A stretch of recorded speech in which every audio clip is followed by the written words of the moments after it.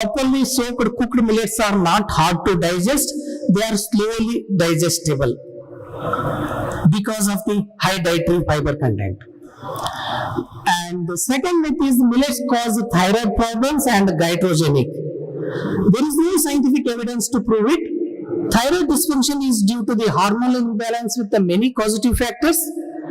Goiter is an autoimmune disease and we should not mix up these things with the millet intake. And recently we have received one query from the some family from the Maharashtra.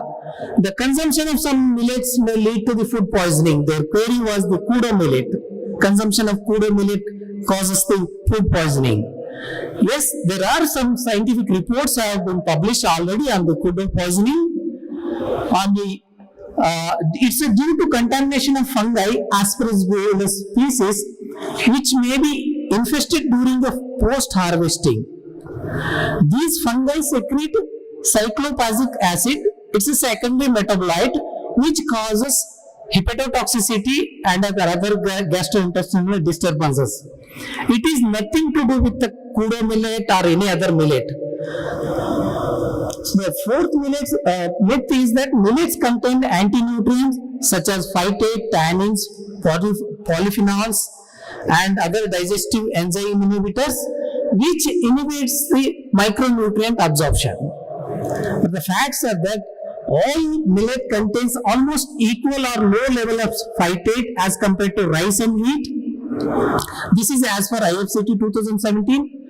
Soaking followed by cooking reduces the anti-nutrients in millets, in turn contribute to the enhancement of nutrient bioavailability. For these myths, one of our scientists has recently published this article, Insights of Nutritional and Nutritional Retention in Traditionally Processed Millets.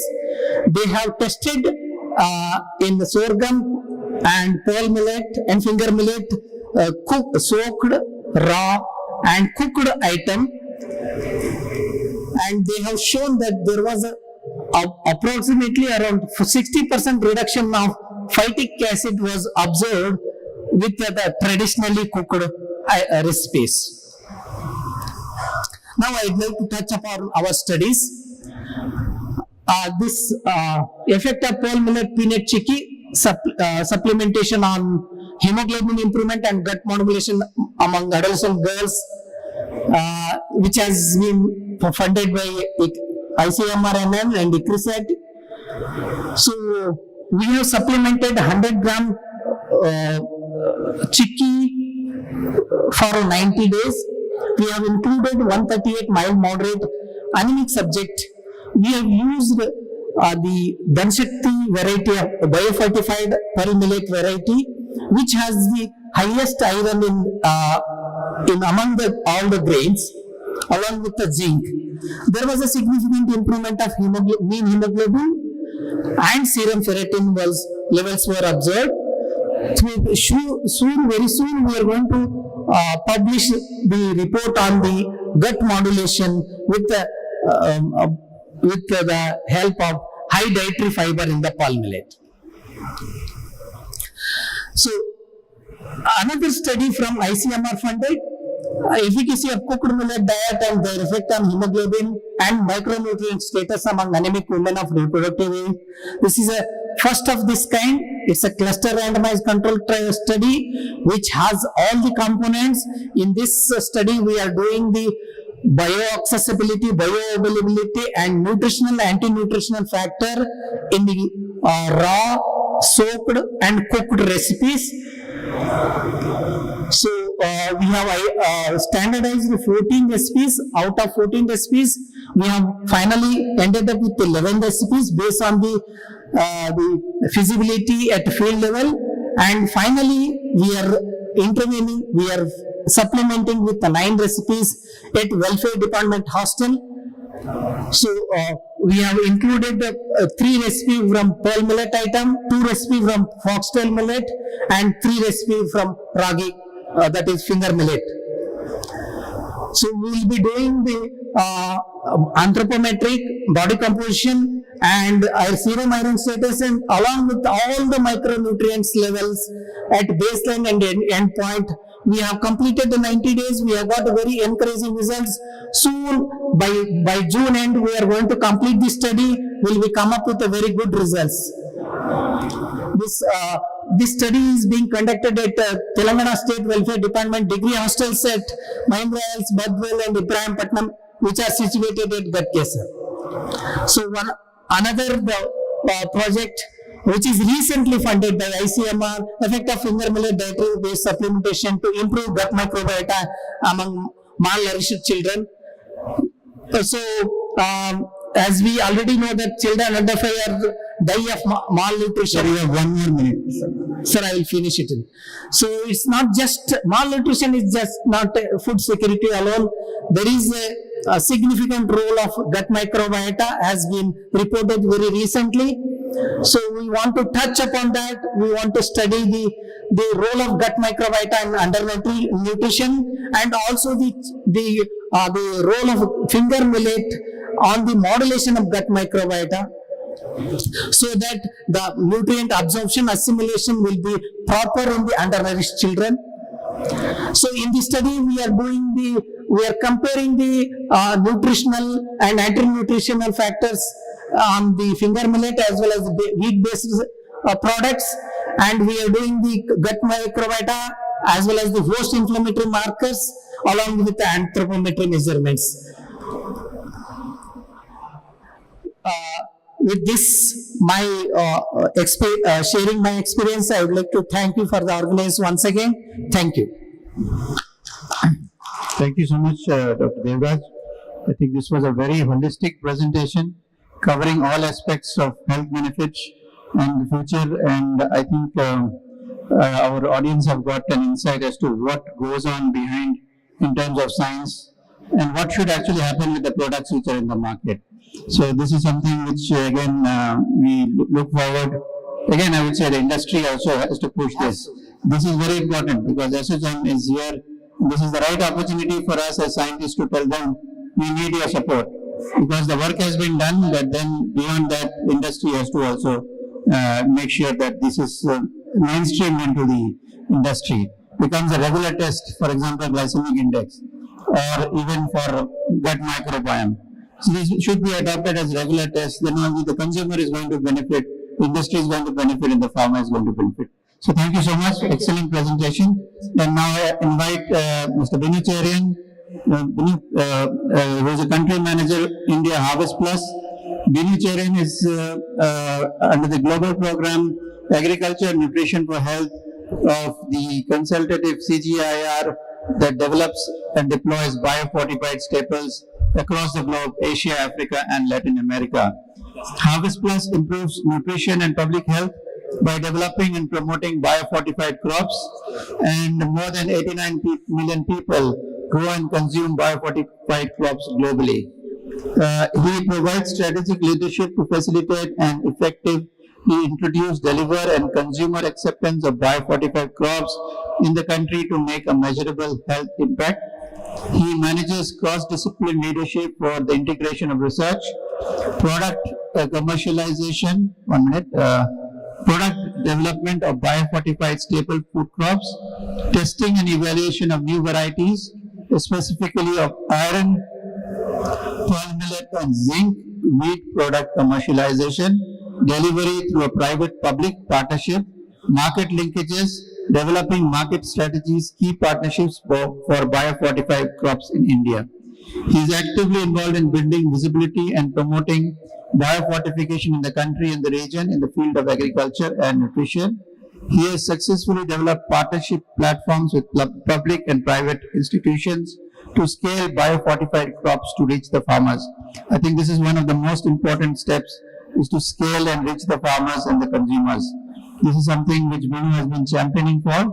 And before Harvest Plus, he was with the private sector, 20 years of experience in leading commercial agricultural products. So over to you, Binu. I think you already have your topic there. Am I right? A novel agricultural approach for nutritional security in millets, biofortification. Over to you, Binu. Thank you so much, Dr. Saikat, and respected all the eminent dignitaries on the stage. Extremely thankful to ASSOCHAM for bringing a group of people for discussing on the future of millets and the potential opportunities for millets in India. So Harvest Plus has been working for the last 20 years in the field of biofortification. How do we improve the micronutrients of the staple food crops that people eat on a daily basis? Why the strategy by the founding fathers of Harvest Plus is that largely people eat large quantities of staple food crops in a resource-poor countries compared to the vegetables or animal protein. And how do we improve the micronutrients of the staple food crops like rice, wheat, pearl millet? Today's discussion is more on the pearl millet that we have been working on. Globally, if you were to look at it, close to about 2 billion people suffer from extreme malnutrition. Insidious effect of malnutrition. Some of these malnutrition symptoms are irreversible. And India, according to the World Bank, loses close to about $12 billion in GDP due to malnutrition alone. And as you all know, that 50% of the women in India are anemic, close to about 48% of the children are zinc deficient. Under this program of Harvest Plus, we focus on 3 micronutrients: vitamin A, zinc, and iron, primarily because these are the limiting diets of the poor people, according to the WHO. So ideally, in order to solve malnutrition, it is to access to have diverse, nutritious diet. But as you all know, the challenge is to the availability and accessibility of a balanced diet. Now, therefore, the other strategies that we have is fortification, supplementation. The fourth puzzle that we have been working in partnership is biofortification. How do we improve improve the micronutrients of the staple food crops through conventional breeding? So this is one of the strategy or the process by which the biofortification is done. I don't want to get too much into the detail. It is first phase is the discovery stage. The scientists go back to the communities trying to understand what are the baseline in a community. Scientists, plant breeders, nutritionists, social scientists come together. They develop a kind of first target levels. Once that is done, the plant breeders come together, they go back to the seed bank, they do the testing and evaluation of the micronutrient variability available in the seed bank, and then the plant breeding is done. The nutritionists come together, they do the nutrition studies, and once that is done, these varieties are released for cultivation. The nutritionists keep some of the parameters in mind, that what is the loss during cooking, what are the retention levels, and they come out with the baseline and the target levels. Now for pearl millet, the scientists have come to a conclusion that the baseline is close to about 47 ppm. The target that the plant breeders have to develop varieties is close to about 77 ppm to have a nutrition impact and the efficacious in nature. So biofortification strategy is cost effective, because once these varieties are developed, then it stays in the seed bank. The plant breeder, the stakeholders can have an access to this variety. They grow and they can consume it. It shows a strong proof of concept that this concept works and is efficacious in nature. And it is readily available to the communities. They can grow and they can consume. And it's based on a food crop strategy that nothing need to change. All you need to change is the variety. It started about 20 years back when Dr. Howdy Boyce, he was a recipient of the 2016 World Food Prize, came out with this idea. Is it really possible to increase the micronutrient levels of the staple food crops? So once you can do that, so that the large sections of the poor people have access to this nutrition. When this idea started 20 years back, there were 3 questions asked by the stakeholders. Is it really possible to develop varieties which are higher in micronutrient? Second was that, will the increase in the micronutrient, will it be bioavailable? And the third was that will the farmers really adopt these varieties? In the last 20 years, there are more than 420 varieties of biofortified crops have been released for cultivation in Asia, Africa, Latin America. India, in fact, is a leader in biofortification. Close to about 89 varieties of biofortified crops have been released by ICR. ICRISAT is a leader in pearl millet biofortification research program. We have been working for a long time with ICRISAT, state agriculture universities, public sector. They all come together for this whole idea of biofortification. Sorry.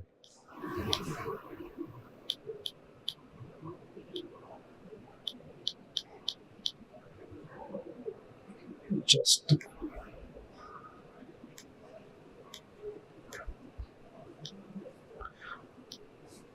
now, there is a strong endorsement for biofortification by the Government of India. Honorable Prime Minister endorsed biofortified crops in the year 2021. As I mentioned, that India is a leader in biofortification. And the nutrition studies established that biofortified pearl millet is highly efficacious in nature. And the study, which was conducted in Maharashtra in collaboration with SNDT University and Cornell, has established that it improves the iron deficiency. It also improves the brain function and the cognitive functions of children. Now, in India, we have been focusing biofortified crop dissemination in Karnataka, Rajasthan, and Maharashtra. Close to about 9 hybrids of biofortified varieties are released by various agricultural research centers. And if you were to look at the iron levels, it's almost from 73 ppm to almost about 91 ppm, 70 ppm, 87 ppm, and also the zinc levels. So these varieties are highly rich in micronutrients like iron and zinc. And in close to about 75,000 farming households have been growing this particular varieties of iron pearl millet. Now, Harvest Plus has been working across the value chain. We believe that working across the value chain will help us to create sustainability. And there are still some gaps across the value chain which need to be built. There are a lot, for example, the last mile activities to reach, and agricultural research, seed multiplication, all the way to farmers. Harvest Plus have been working with close to about 135 partners. I didn't count for agricultural research, international agriculture centers like ICRISAT, CIMAT, and seed companies, farmers, producer groups to reach that place. In the last 3 years or so, Harvest Plus has been working from farm all the way connecting to market. We have been testing some of these pilots, digital technology to create traceability, and how do we connect to market. In fact, Harvest Plus also has developed a publicly available standard which for iron crops, which also has been which is also helpful for the private sector companies to maintain the standard for these crops. This is some of the activities that we have been done in partnership with seed companies. As you know, creating awareness is the biggest challenge, especially at the farmers level, to talk about the benefits of these crops. How do we talk to communities to consume these crops? And so Harvest Plus have been working with various stakeholders for various ways of communication, farmers meeting, product demonstration, posters, and various other things in order to create more awareness about biofortified crops. And Harvest Plus have been focusing on farmers, as Dr. Saikit mentioned, farmers. How do we reach the consumers and also the value chain players? How do we create a value proposition to all the 3 big actors to reach the consumers? So overall strategy of Harvest Plus is, one is developing varieties For the last 10 or 15 years, Harvest Plus has worked very closely with various partners, as I mentioned, in order to develop these varieties. How do we create demand for these varieties? And how do we go to the communities and talk about the benefits so that there's a demand for these varieties? Once this demand of varieties and these surpluses, then how do we connect these surplus to the stakeholders? One opportunity is to connect to the consumer markets. The other is the opportunity, as we have been listening from the morning, is connect to the large food and nutrition program this country has. For example, ICDS program, midday meal program, public distribution programs. Harvest Plus has recently started a pilot in Maharashtra to include some of these recipes made of iron pearl millet in Maharashtra. What we call it is Nutri Pathshala. And we have been trying to give a holistic approach of nutrition education to children and also providing some of this. This is a pilot, and we would like to scale this up to larger school children. So these are some of the examples where the private sector has commercialized biofortified crops in various countries, in Africa, Latin America, and the neighboring countries in Asia. And these are some of the biofortified crops that are available for cultivation in India. Some of these crops that we have been promoting in India is zinc wheat, zinc rice, and lentils, iron pearl millet, finger millet, sorghum, and some of the other crops that you have seen that's largely staple food crops in other countries like Asia, other countries in Africa, Latin America. And our goal is to touch about close to 1 billion people by 2030. And these are some of the partners that Harvest Plus has been working very closely: public sector, private sector, international agriculture centers, state agriculture universities, academia, and other sectors, farmer producer groups. So thank you so much, and close. Thank you so much. Thank you, Mr. Biham, and I think we've been able to give a good overview of what is biofortification and what are the sort of efforts that are being made to mainstream biofortified crops, which will go a long way to address a lot of the issues in terms of malnutrition, iron deficiency, etc. So thank you again. And with this, I think I'd like to thank all the speakers for the excellent presentation and hand over the session to the ESCO. Thank you so much. So thank you, sir. I thank Dr. Saikat Datta Muzunjumjisi for chairing the session and also taking the session way forward with all the speakers. Thanks a lot, sir. And also I thank the support of the ICRISAT, National Institute of Nutrition, and Harvest Plus for joining this session. So thank you, sir. We'll join for the lunch right now. And after 30 minutes, we'll join for the second story. Thank you, sir. Thank you. Lunch. The session technical session 2 is on the role of appeals and institutions in strengthening and upscaling millet value chain. So before starting the session, we just wanted to introduce 2 women entrepreneurs who are from the Deccan Development Society, who are working on the millets value chains for the last 10 years.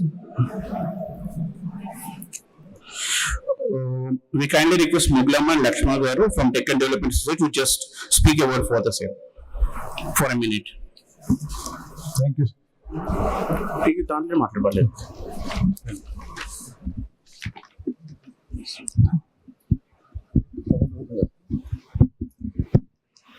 Hello, అందరికీ నమస్కారం. ఇక్కడికి వచ్చేసిన మన మహిళా రైతులైనటువంటి మన తెలంగాణ రాష్ట్రం నుండి Zaheerabad district లో డిడిఎస్ అంటే దక్కన్ డెవలప్మెంట్ సొసైటీ ఎఫ్ఏ కింద వీళ్ళు 2019లో యునెస్కో నుంచి న్యూయార్క్ కంపెనీలో ఈక్వేటర్ అవార్డు అంటే క్రాప్ డైవర్సిటీ మిల్లెట్స్ మీద వీటి అవార్డు తీసుకున్నారు.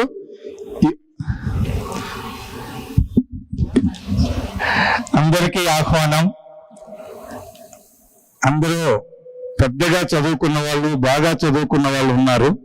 కానీ పట్టుదల ఉంటే నిరక్షరాస్యులైనా కూడా పట్టుదలతో గత 40 సంవత్సరాల నుంచి ఈ చిరుధాన్యాల పంటల్లో బాగా పండించి డెక్కన్ సొసైటీ నుంచి అక్షరం ముక్క రాకుండా న్యూయార్క్ వెళ్ళి వారు అవార్డు తీసుకొని వచ్చారు.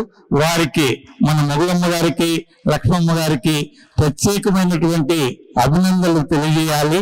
ఎందుకంటే ఆ పట్టుదల, ఆ ఆకలి అనేటువంటిది ఉంటే విజయం ఎలా సాధించాలో వాళ్ళు మనకు స్ఫూర్తిదాతలు. ఇవాళ మనం ఏవైతే చిరుధాన్యాలు, మిల్లెట్ల గురించి మాట్లాడుతున్నామో 40 సంవత్సరాల నుంచి అనుభవపూర్వకంగా పల్లెల్లో మహిళలందరినీ సంఘటితం చేసి వారిని ఉత్తేజపరిచి పనిచేసినటువంటి వారిలో వీరు ముఖ్యులు. వీరు మంచి సందేశాన్ని మంచి పాట రూపంలో ఇస్తారు. తర్వాత క్లుప్తంగా మీరు విజయం ఏ విధంగా సాధించింది కూడా మీరు చేయగలం. ఏమ్మా మీరు?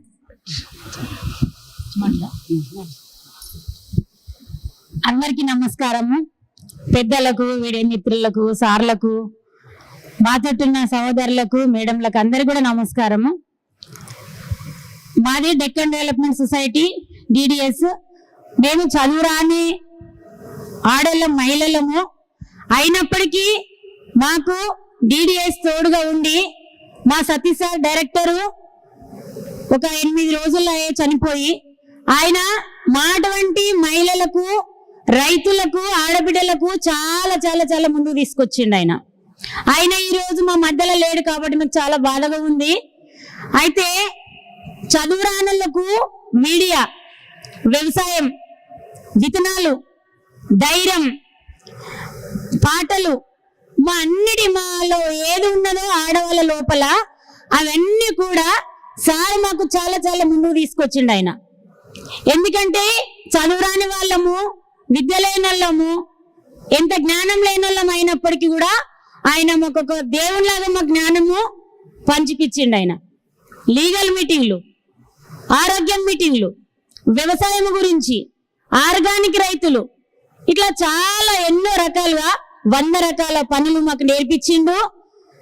మమ్మల్ని ముందు తీసుకొని ఇట్లా చెయ్యాలని చెప్తే మేము అదే విధంగా వెనుకటికి తాత ముత్తాతలు పెట్టిన వ్యవసాయమును, విత్తనాలను, చిరుధాన్యాలను ముందుకు సాగు చేయడానికి సార్ ఎంతగానో కష్టపడి 40 సంవత్సరాల నుంచి అత్తల సంఘం నుంచి కోడన్ల సంఘము, కోడన్ల సంఘంల నుండి చిరుధాన్యాల చెల్లెన్ల సమైక్యం చేసింది.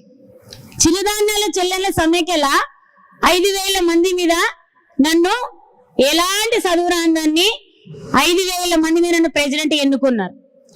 ప్రెసిడెంట్ ఎన్నుకున్న తర్వాత నేను 1 ఎకరంలో 25 రకాల పంటలు వేసిన. ఆ పంటలు చూడడానికి కలెక్టరు, సైంటిస్టులు, పెద్ద పెద్దల సార్లు, బయట దేశం నుంచి, అమెరికా నుంచి, ఢిల్లీ నుంచి, వేరే వేరే దేశాల వాళ్ళు, మాలి దేశం వాళ్ళు, ఇట్లా వేరే వేరే దేశాల వాళ్ళు కూడా వచ్చి ఇది నిజమైన కాదని మా చేన్లలో కూడా చూసిండ్రు, మా కష్టంని కూడా చూసిండ్రు. ఈ అక్క, ఈమె పేరు లక్ష్మమ్మ, ఈమె కూడా 80 రకాల విత్తనాలు సీడ్ బ్యాంకు ఈమె పనిచేస్తుంది.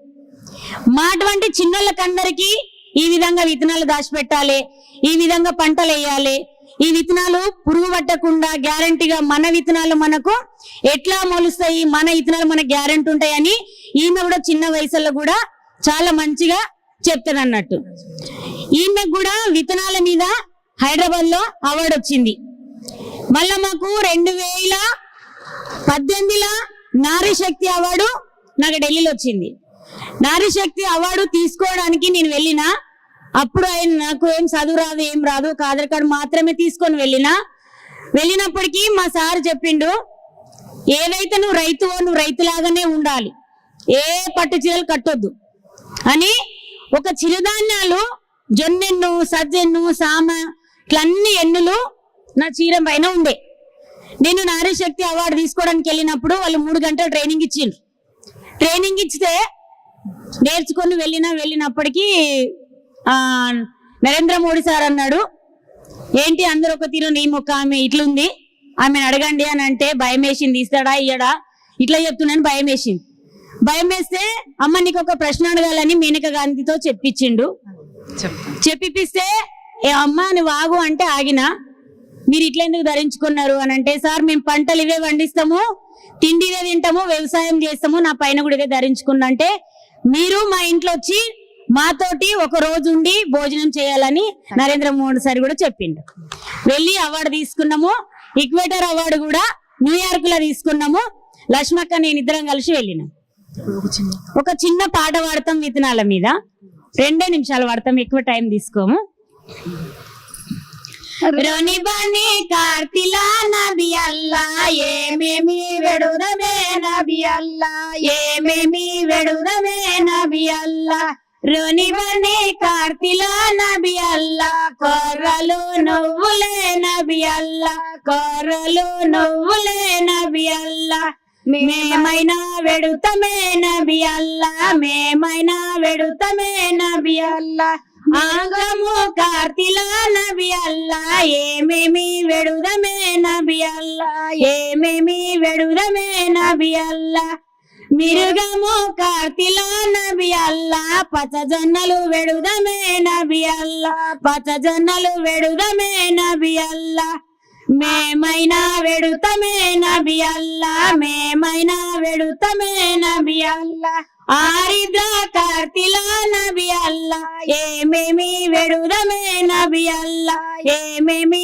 వెడుదమే నబి అల్లా ఆరిద్ర కార్తిలా నబి అల్లా మినములు పేసలే నబి అల్లా మినములు పేసలే నబి అల్లా మేమైనా వెడుతమే నబి అల్లా మేమైనా వెడుతమే నబి అల్లా.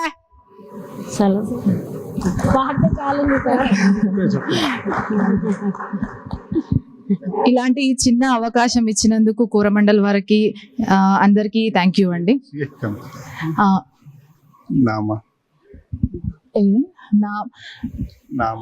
నామ్ ఐఐఎంఆర్ ఐసిఎంఆర్ వీళ్ళందరికీ కూడా చాలా చాలా ధన్యవాదాలు మాకు ఈ చిన్న అవకాశం ఇచ్చినందుకు. Thank you. మా మాటలు విన్నందుకు కూడా మీకు ఒక్క నిమిషం నమస్కారం అమ్మా. Sir Dinesh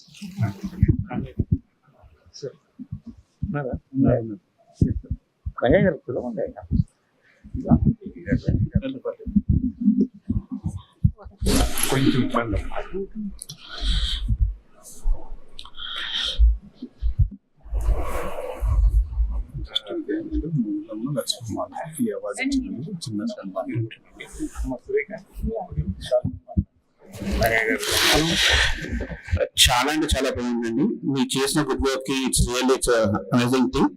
so we chased the hard work. We just wanted to felicitate on behalf of it. So I kindly request Subbareddy sir and Rangay garu to please kindly felicitate them.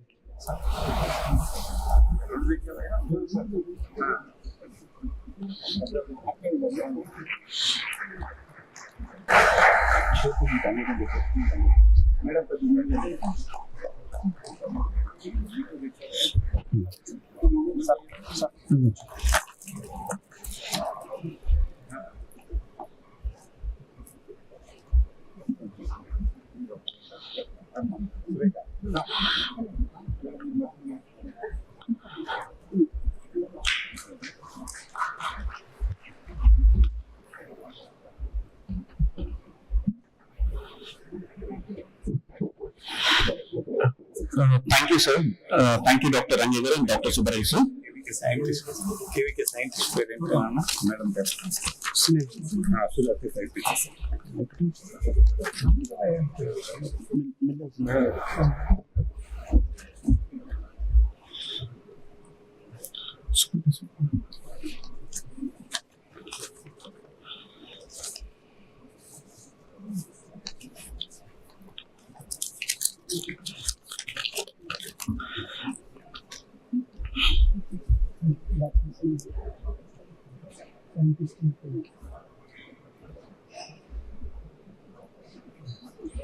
Sir మీకు అందరికీ నమస్కారము.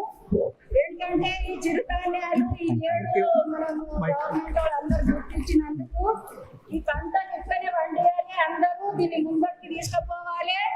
ఈ government sir అందరూ విన్నా ఇటువంటి meeting పెట్టి రైతులకు మేలు చేయాలి. Mike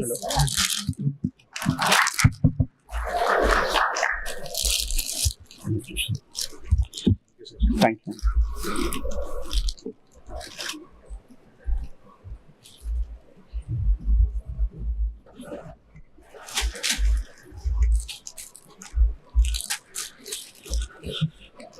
Thank you, sir. Thank you for all. Now we will be going with the technical session 2, role of FPOs and institutional strengthening and upscaling millet value chain. The session will be chaired by Mr. G.V. Subbareddy, sir, Vice President and Division Head, South Coromandel International Limited. And the other speakers in the session are Dr. S. Santan, CEO AID and Principal Scientist NAM, Dr. Venkateshwar Rao, Chairman Raitu Nesta Foundation, Mr. Rama Subbareddy Garu, Managing Partner, Satpa Millets and Food Products, and Dr. B. Anila Kumari, Assistant Professor and CEO of Millets Processing Incubation Center, PJTSO. And also we have a key guest from Ministry of Food Processing, Government of India, Ms. Akanksha Sharma. She is the team lead and she takes care of National Program Monitoring Unit, PMFMME Division, Minister of Food Processing. So we kindly request all the speakers to kindly come onto the dais.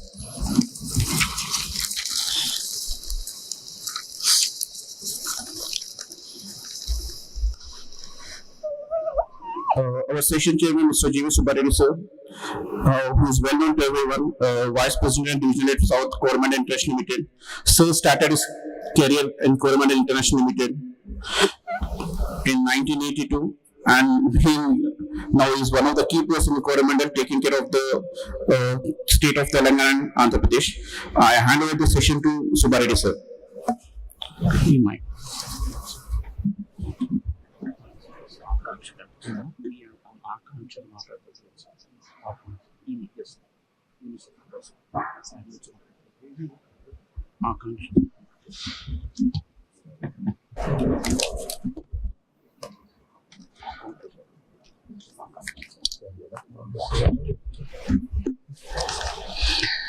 Good afternoon to everybody.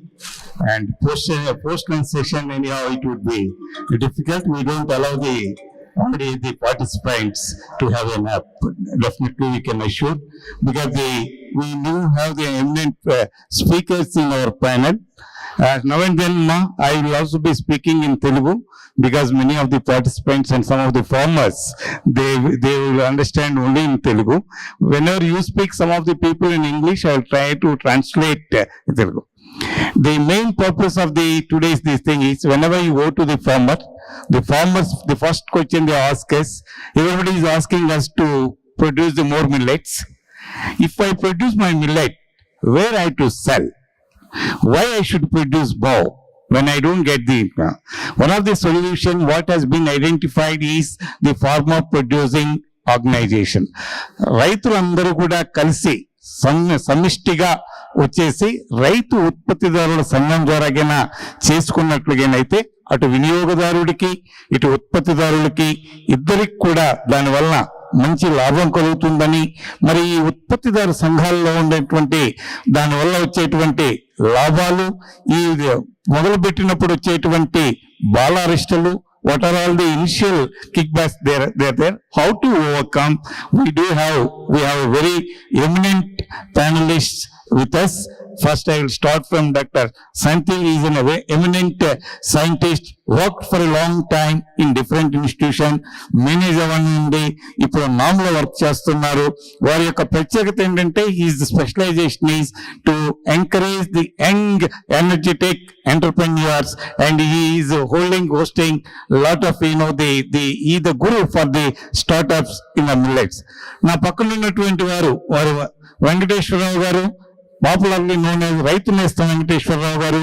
గత 2 దశాబ్దాల నుంచి కూడా మనకి ప్రకృతి వ్యవసాయాన్ని ఏ విధంగా చేయాలి, రైతులు నష్టపోకుండా రైతుల్ని ఆత్మహత్యల నుంచి ఏ విధంగా సేవ్ చేయాలి, తర్వాత వినియోగదారులుగా మన ఆరోగ్యాన్ని ఏ విధంగా బాగుపరుచుకోవాలనేటువంటిది ఆయన రైతు శిక్షణా కేంద్రాలని ప్రకృతి వ్యవసాయం మీద 2000 నుంచి 3000 మంది రైతులతో పెట్టి వారు చేసి ఒక మంచి తెలుగులో పత్రికని రైతు నేస్తం అనేటువంటి పత్రిక పశుపోషణ మీదను అటు మత్స్య పరిశ్రమ మీదను చాలా కృషి చేసినటువంటి వ్యక్తి. రైతులను ప్రోత్సహిస్తూ ఆ రంగంలో ఉన్నటువంటి శాస్త్రవేత్తల్ని గుర్తించి వారికి ప్రోత్సహించినటువంటి విశిష్ట వ్యక్తి మన వెంకటేశ్వరరావు గారు. ఇక మీకు ఈ మధ్య కాలంలో మీ అందరికీ తెలుసు, బాగా చదువుకొని ఢిల్లీలో మంచి ఉద్యోగం చేస్తూ CFOగా చేస్తూ ఉద్యోగాన్ని వదిలిపెట్టి నంద్యాల దగ్గరకు వచ్చేసి మెట్ట పంటల మీద చిరుధాన్యాల మీద పంటలు పండిస్తూ ప్రధానమంత్రి గారి మన్ననలు పొంది ఇవాళ మన్ కీ బాత్ లో మన రామ్ సుబ్బారెడ్డి గారిని గురించి ప్రత్యేకించి ఇవాళ ఢిల్లీలో ఏ సదస్సు జరిగినా కూడా రామ్ సుబ్బారెడ్డి గారు ప్రత్యేక ఆహ్వానితులుగా వెళ్తున్నారు. మరి అశోకమ్మ వారు ముందుగా ఈ ప్రపోజల్ పెట్టినప్పుడు, అయ్యా మేమందరం కూడా ఎప్పుడూ నెలలో 3 సార్లు పొలం వెళ్ళేవాళ్ళం, రామ్ సుబ్బారెడ్డి గారు అయితే రైతులతో కలిసి ఆ కష్టాలేంటి, అవి ఎట్లా ప్రొక్యూర్ చేస్తున్నారు, దాన్ని ఏ విధంగా మార్కెట్ చేస్తున్నారు, ఇవాళ ఎవరో చెప్తున్నారు మా డాక్టర్ రంగయ్య గారు, వారు ప్యాకింగ్ చూస్తే నంద్యాలలో చేసినట్లేదు సార్, అదేదో న్యూయార్క్ లో చేసినట్టుగానో జర్మనీలో చేసినట్లుగానో అంత బాగా ప్యాకింగ్ చేసి వారు పంపిస్తున్నారు. మరి వారి యొక్క ఏ విధంగా మరి కొత్త పెట్టాలనుకుంటున్న ఎంటర్‌ప్రెన్యూర్స్ కి వారి whatever the message, right message you would be giving. Madam గారు వారు న్యూట్రిషన్ డిపార్ట్మెంట్ లో వారు మన PJTS లో చేస్తున్నారు. మంచి అనుభవశాలి అనురాధ గారు, వారు మనకి దీంట్లో ఉండేటువంటివి ఏ విధంగా ఇది.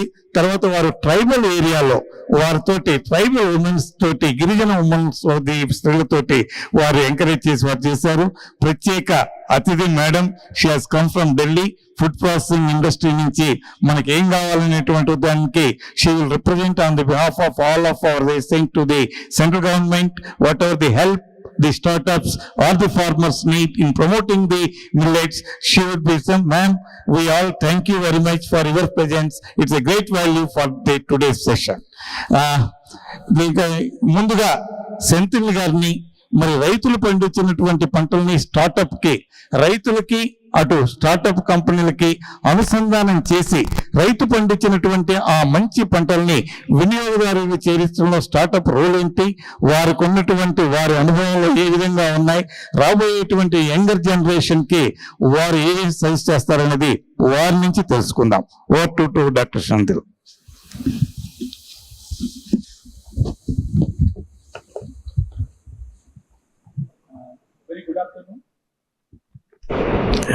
Very good afternoon to all. Namaskar. Respected Mr.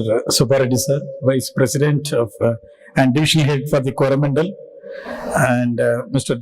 Batmashri, Mr. Venkateshwar, Dr. Venkateshwar, Mr. Subbareddy, Rama Subbareddy sir, Madam Dr. Anila Kumari, and Madam from the food processing industries, all other delegates who have come from different places. I am representing the Institute of AID. There is a NARM, National Academy of Agriculture Research Institute. As you are all aware of that, Indian Council of Agriculture Research, it's a national body in the agriculture research, one of the very leading organization in agriculture research, having 113 ICR research institution, having more than around 700 Krishi Vigyan Kendras for the technology transfer to help the farmers on the technology aspect. Presently, I am here to talk about the role of APOs in promotion of the startups. These are the two important areas today we all talk about. You will be hearing these words called Farmers Produce Organization, supported by the NABARD, SFAC, and large number of organizations. The similarity from 2016 onwards, we are also hearing the language called startups. Government of India started promoting startup from 2016. We created a Startup India system. So the two organization has become more important today to connect each others, in which farmers are going to get a lot of support, and also the youngsters, young minds who are coming with new ideas to address the problem of the, coming with the solution for the farmers' problems. So there are a large number of startups are coming up with the system. You are all well aware of that. Government of India support has created today that around 88,000 startups in the country have come as of today, supported by the Ministry of Corporate Affairs. But when we look into another angle, out of this 88,000, we have a very few startups are coming in the agriculture side. Agriculture startups contribute very, very less percentage, is around 3,000 numbers. But we are considering that agriculture is the backbone of the country, which have to be supported in a large number. So why there is a less number and what should be done for it? Keeping that requirement, the government of India support our organization called Department of Science and Technology, Department of Biotechnology, NABARD, and Indian Council of Agricultural Research. They created various incubation centers in the country. Presently, there are around 65 technology business incubators, around 50 agribusiness incubation center to promote agricultural startups in the country. NOR have also got it a technology business incubator and also one of the agribusiness incubator centers to promote the startups. In this process, as of today, within the span of around 7 years, we could promote more than 200 startups in the country on the agriculture side, which appears it's a good number. We are able to contribute around 10% of the total agriculture startups in the system. And today the agri startups, or when I come across the challenges faced by the startups with respect in the form of the testing their trial or the validation of aspect, grants receipt or the investment, Government of India has created a very good supporting systems through this incubation agency for the startups. So our experience in A area, it is located in Rajanagar in Hyderabad, very nearby to our agriculture university. There are large number of startups have been placed. Even I can see that my stall is here, and also one of few of our startups who are promoting on the millets also have come here today to witness the importance of this relevant to this program. The connection here, what I would like to say that FPOs are having a major role in the startup system today. The Farmers Producers Organization, which is created, Government of India has given a target of 10,000 FPOs to be promoted. So far we have crossed around 4,000 FPOs. There are some of the FPOs are able to come up well, some of the FPOs are finding difficult to stand. When the government support has been provided to the FPOs, they were able to continue their strength. After withdrawal of the funding support, some of the FPOs are not able to come up there in the failure stage. So in that case, there is a model has to be supported, mainly on the supply chain aspect. FPOs are having a very good strength. FPOs have been given a good support from the government system, but they need a lot of orientations required on this supply chain or the value addition or aggregation of their product and getting branded. Recently, I had been to Tamil Nadu. There is in a place called Madurai. There is an agribusiness center, MABIF they call it. Excellent incubation center with supporting the FPOs program. There are large number of FPOs. I have seen it. There is an FPO came with the moringa. You all of knows that moringa is having a lot of value in the nutrient value of that. There is a FPO started producing the moringa powder, from moringa there are oils have been extracted, health nutrient oriented aspect, tablets have been created it, and they started the exporting now. So now those FPOs also need some sort of the support from the startups to bring them in their marketing model or the supply chain model. There are large number of startups are coming with the artificial intelligence based, IoT based, blockchain technology, the value chain they are working on that. They are also looking at how we can bring FPOs in their platform. For example, when we had done one program, I can tell that one program, we have one unique program.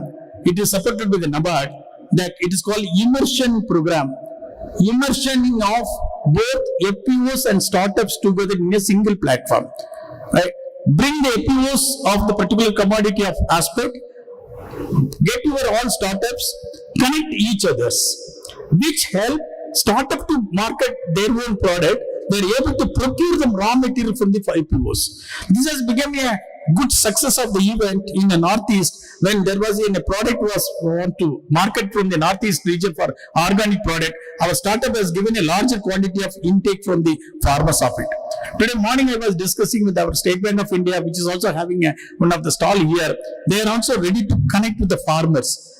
The SBI says that sir, you bring your startups to our places where we have a separate branches are there for the farmers ABD unit, Agribusiness Development Unit of SBI. They created separate branch in a different districts. They have a good number of branches wherein they have more than around 3,000, 4,000 farmers are enrolled in the banking system.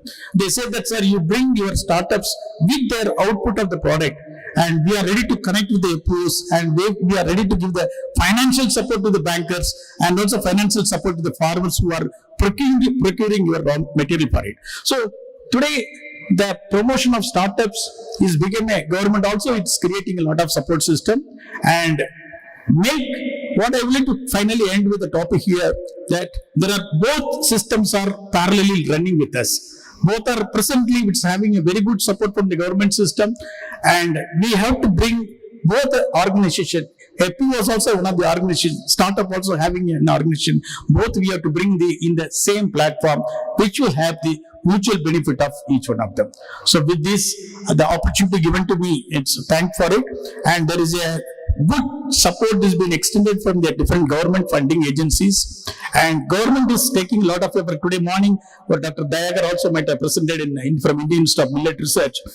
All our ICR institutes are coming forward to provide a supporting system for the startup systems also. So with this, you can take the benefit of our ICR EIDA system or any other ICR system to promote both organizations together for it. Thank you.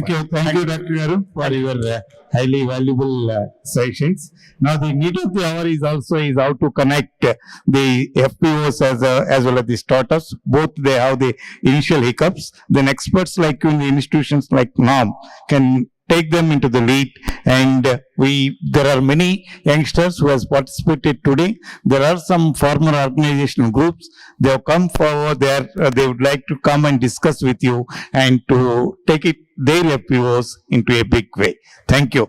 Now I invite young dynamic who has come from Delhi, Akshay Sharmaji, Akanksha Sharmaji, who is a lead in the National Program of Monitoring Unit of PMFP Division, Minister of Food Processing Industries, GOE. Ma'am, over to you. Namaskaram. I cannot talk in Telugu, yet I understand Telugu koncham. So I'll try to merge both the language. It could be funny also, but let it be. So I represent Ministry of Food Processing here, and special thanks to the chair, Mr. Subha Reddy Garu, and the other eminent personalities on the stage, very respectful Dr. Senethil Garu, Dr. Rao Garu, Mr. Reddy Garu, and Dr. Anila Kumari Garu. So my presentation is going to be on the PMFME scheme, which is an initiative of Ministry of Food Processing Industries. So this PMFME, the acronym stands for Pradhan Mantri Formalization of Micro Food Processing Enterprises Scheme. So, and also I'm going to speak about International Year of Millet 2023. So why PMFME? So there's a whole story behind it. You remember the time of COVID when all the sectors in India are worstly impacted, including the transport, construction, mining. Only there was one sector in the entire country that was able to sustain itself, and that was the MSME sector, especially the micro enterprises. Because of this self-sustainability, we never went into a lack of food. In fact, we had enough food to provide, enough surplus food to feed other nations also. So that is where the idea of self-reliance and self-sustainability, also known as Atmanirbhar Bharat, came into existence. So as per the NSSO data, which is National Sample Survey data, there in the country there are 25 lakh food processing enterprises which are completely informal, which are completely unorganized. This could be small SHG units. This could be small one-room setup kind of units. So the scheme is to support these micro enterprises. So as I said, the scheme was launched in the Atmanirbhar Bharat Abhiyan, way back in 2020. And the scheme is having an outlay of 10,000 crore, and it is to be implemented over a period of 5 years till 2024-2025. And out of these 25 lakh food processing enterprises, we are going to support 2 lakh micro food processing enterprises in this tenure of 5 years. The scheme follows a unique approach of one district and one product. So this product is suggested by the state government of respective states. Thereby it went to the ministry, and after a lot of consultation, interministerial consultation, the product of each district is finalized. So these are the key features, you can say the objectives of the scheme. So we are at a micro level, you think of the challenges that a micro entrepreneur might face. So firstly, the credit. Paisa nahi hai to kuch nahi hai. So that's the biggest crunch a micro enterprise have. Apart from all the other challenges, the highest measurable challenge is the money crunch. So to tackle that, the scheme is having subsidy. Apart from it, I'll come to the subsidy part later. Apart from it, there is training and capacity building program under the scheme, and marketing and branding support also under the scheme. And it is not only restricted to millets, it's for all the food processing activities, agri-produce, dairy, animal husbandry, fisheries, B2B, anything, any secondary or primary processing is supported by the ministry.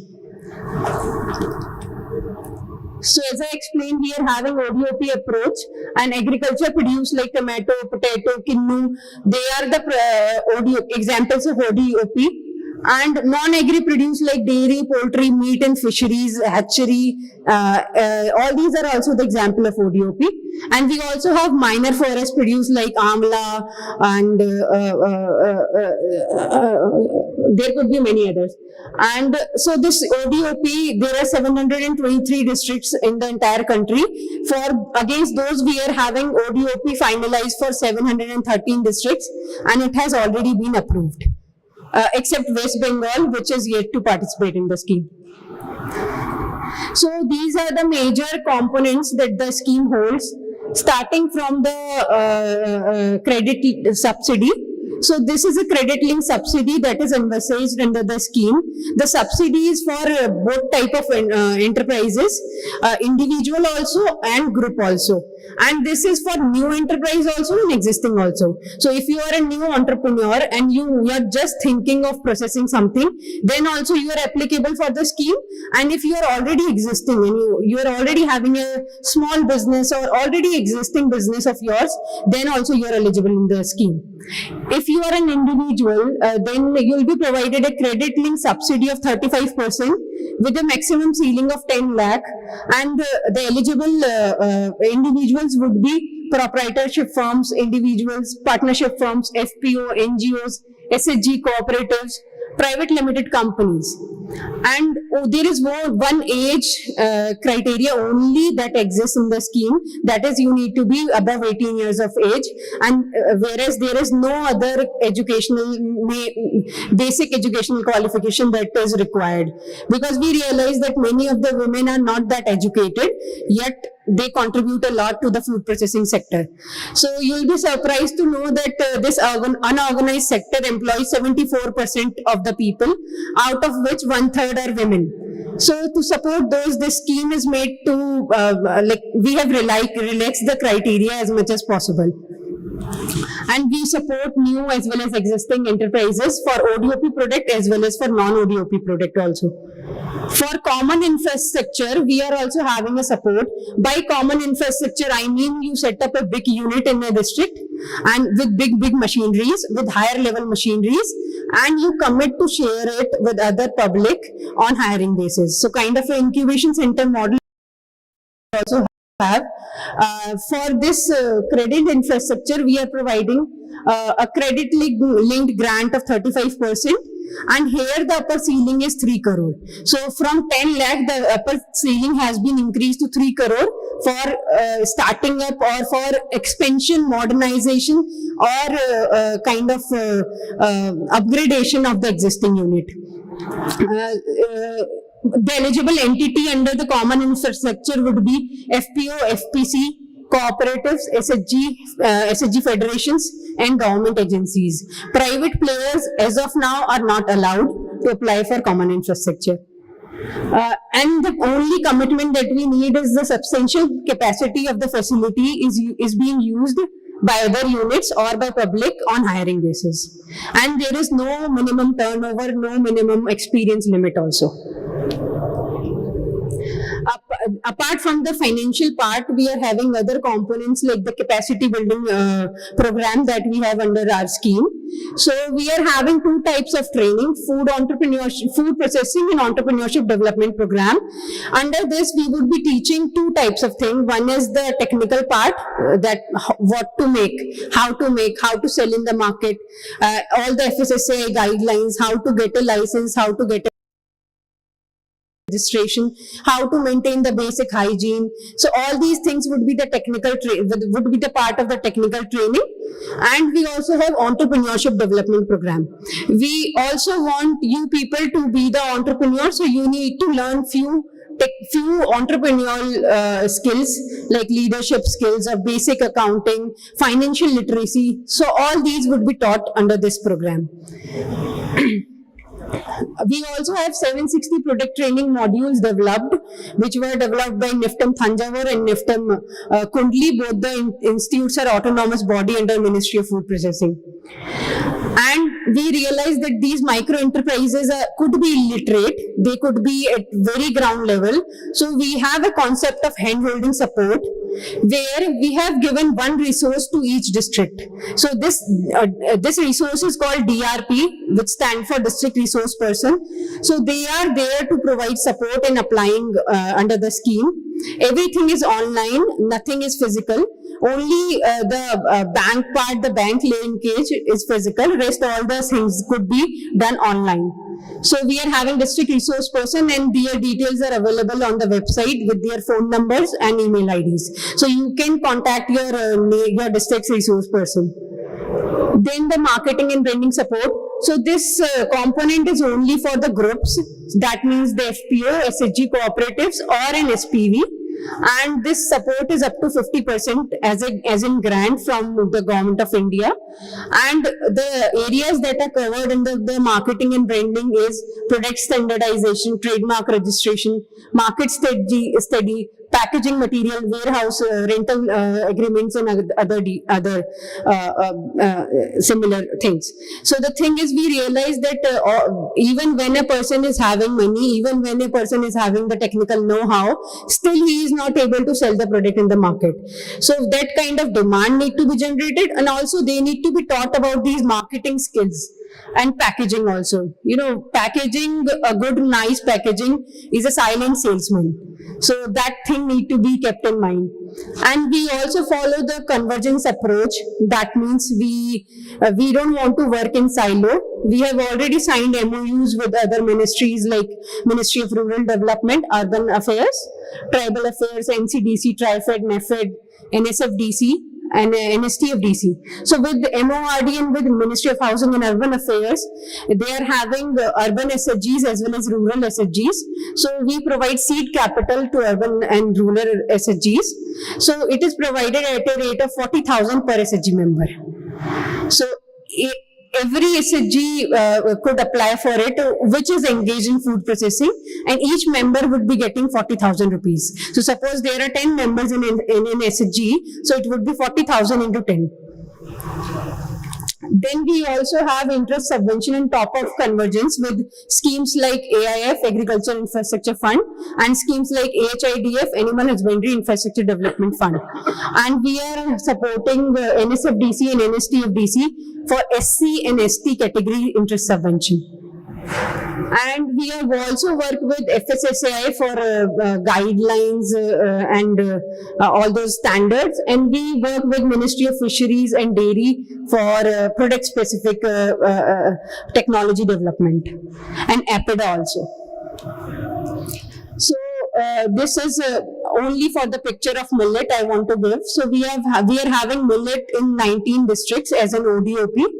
And for credit link subsidy, 750 millet entrepreneurs has been supported across the country with a subsidy of 15.20 crore as of date. The scheme is till 2025.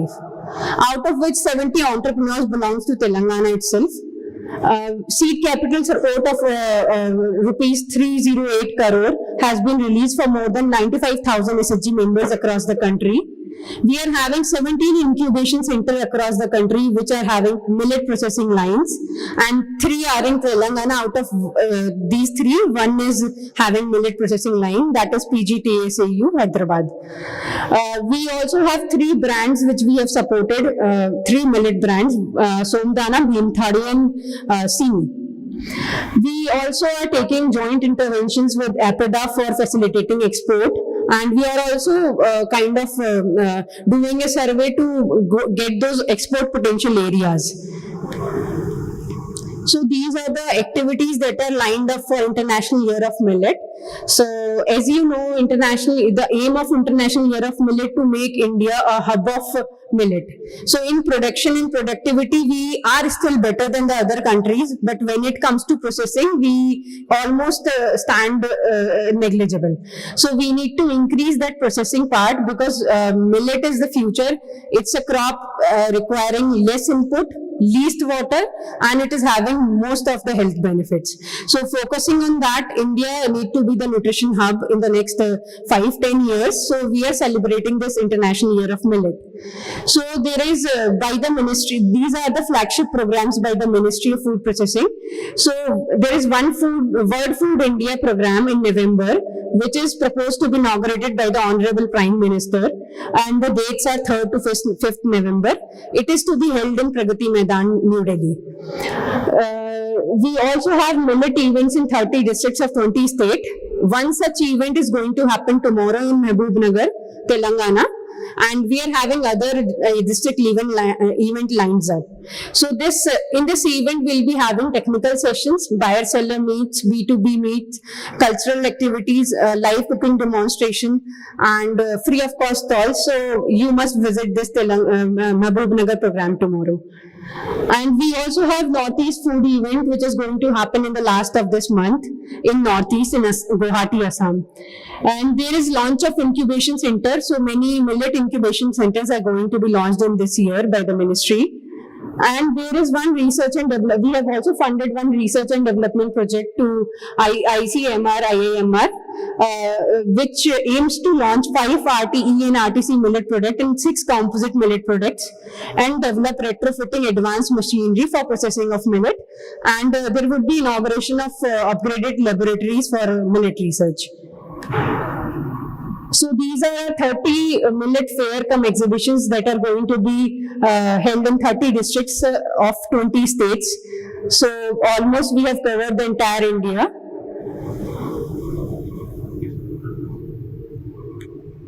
Thank you. That is it from my side.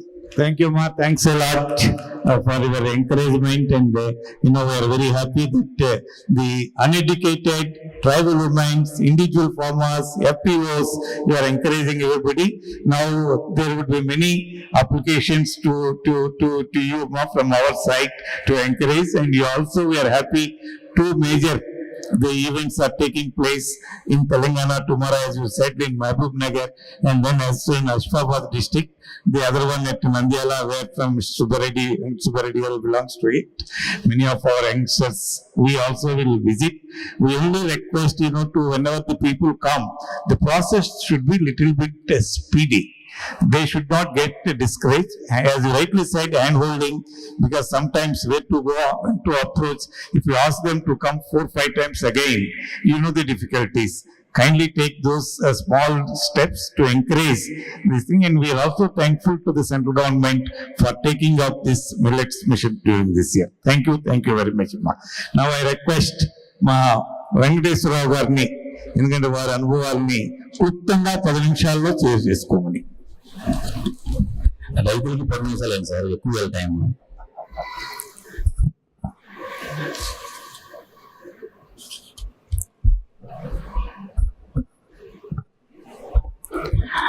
మొదటిగా association గారిని, వారికి అలాగే chairman, ఈ session chairman Subbareddy గారికి, మిగతా సభ్యులకు అందరికి కూడా నమస్కారాలు. నేను దాదాపు 2005 నుంచే పత్రిక ద్వారా, అనేక పుస్తకాల ద్వారా మిల్లెట్స్ గురించి ప్రచారం చేయడం. దాదాపు 2016లో రైతు నేషన్ ఫౌండేషన్ స్థాపించి ఆర్గానిక్ ఫార్మింగ్ గురించి, అలాగే మిల్లెట్స్ మీద, అలాగే టెర్రస్ గార్డెనింగ్ మీద విస్తృతంగా దాదాపు 500 కార్యక్రమాల ద్వారా కొన్ని లక్షల మందికి అవేర్నెస్ చేయడం జరిగింది. ముఖ్యంగా 2018 నుంచి డాక్టర్ కాదరవల్లి గారి ద్వారా, కాదరవల్లి పద్మశ్రీ అందుకోబోతున్న డాక్టర్ కాదరవల్లి గారి ద్వారా దాదాపు 100 కార్యక్రమాలు కొన్ని లక్షల మందికి ఈ మిల్లెట్స్ ద్వారా అవేర్నెస్ చేయడం జరిగింది రైతు నేషన్ ఫౌండేషన్ ద్వారా. దాదాపు ఆ కింద కూడా చూస్తారు మీరు, హైదరాబాద్ లో దాదాపు కోరకల్లో 2018 డిసెంబర్లో 6,000 మంది పార్టిసిపేట్ చేయడం జరిగింది. అంటే వారు ఎప్పుడైతే తెలుగు రాష్ట్రాల్లో అడుగుపెట్టారో ఈ రోజు ఈ కార్యక్రమం జరుపుకోవడానికి కూడా డాక్టర్ కాదరవల్లి కారణం అని అనుకుంటున్నాను. ఎందుకంటే దాదాపు 2018 నుంచి ఆయన 2 తెలుగు రాష్ట్రాలు కాకుండా కర్ణాటక, ఇంకా నార్త్ స్టేట్స్, ఇంకా ఇతర దేశాల్లో కూడా విస్తృతంగా ప్రచారం చేయడం పిమ్మట కేంద్ర ప్రభుత్వం స్పందించి యునెస్కో ద్వారా మనకి ఈ రోజు ఈ సంవత్సరం సిరిధాన్యాల సంవత్సరంగా ప్రకటించబడిందని నేను నమ్ముతున్నాను, ప్రజలు కూడా నమ్ముతున్నారు. మీ అందరూ కూడా చప్పట్లు కొట్టాలి దానికోసం. ఎందుకంటే డాక్టర్ కాదరవల్లి గారి కృషి వల్లనే ఈ సిరిధాన్యాలకి అంత ప్రచారం జరిగిందని నేను నమ్ముతున్నాను. ఇంతకుముందే గత 3-4 రోజుల క్రితం చనిపోయిన సతీష్ గారి గారు కూడా నివాళులు అర్పిస్తున్నాను. DDS ద్వారా వారు కూడా విస్తృతంగా ప్రచారం చేశారు. అయినప్పటికీ డాక్టర్ కాదరవల్లి గారు వచ్చినప్పుడు తర్వాతే ఈ మిల్లెట్స్ కి విస్తృతంగా ప్రచారం జరిగింది. దానికి ధన్యవాదాలు తెలుపుకుంటూ, దానిలో భాగంగా రైతు నేషన్ ఫౌండేషన్ కూడా అనేక కార్యక్రమాల్లో ఏర్పరచుకొని ఈ సిరిధాన్యాలను ప్రచారం చేసింది. ముఖ్యంగా కాదరవల్లి గారు ఏదైతే మిల్లెట్స్ అంటారో, కొర్రలు, సామలు, ఊదలు, అరికలు, అండుకొర్రలు, ఈ 5 సిరిధాన్యాలనే వారు సిరిధాన్యాలుగా నామకరణం చేసి విస్తృతంగా ప్రచారం చేయడం జరిగింది. అంటే ఒక్కొక్క మిల్లెట్ కి ఒక్కొక్క ఈ కొర్రలు, అరికలు, సామలు, ఊదలు, అండుకొర్రలు, ఈ foxtail millet, kodo millet, little millet, barnyard millet, brown top millet, ఈ 5 సిరిధాన్యాల్లో దాదాపు ఒక్కొక్క దానికి ఒక్కొక్క పోషకాలు ఉన్నాయి కాబట్టి ఒక్కొక్క భాగానికి ఒక్కొక్క మిల్లెట్స్ కి ఒక్కొక్క పార్ట్ ని మనకి ఆరోగ్యం చేయడానికి 5 సిరిధాన్యాలకు ఉపయోగపడతాయి. 5 సిరిధాన్యాలు కూడా కలిపి ఉండుకోకుండా దానికి సపరేట్ గా చేసుకుంటే కనుక మనకి హెల్త్ కూడా మంచిదని చెప్పేసి ప్రజలు కూడా భావించి తీసుకుంటున్నారు.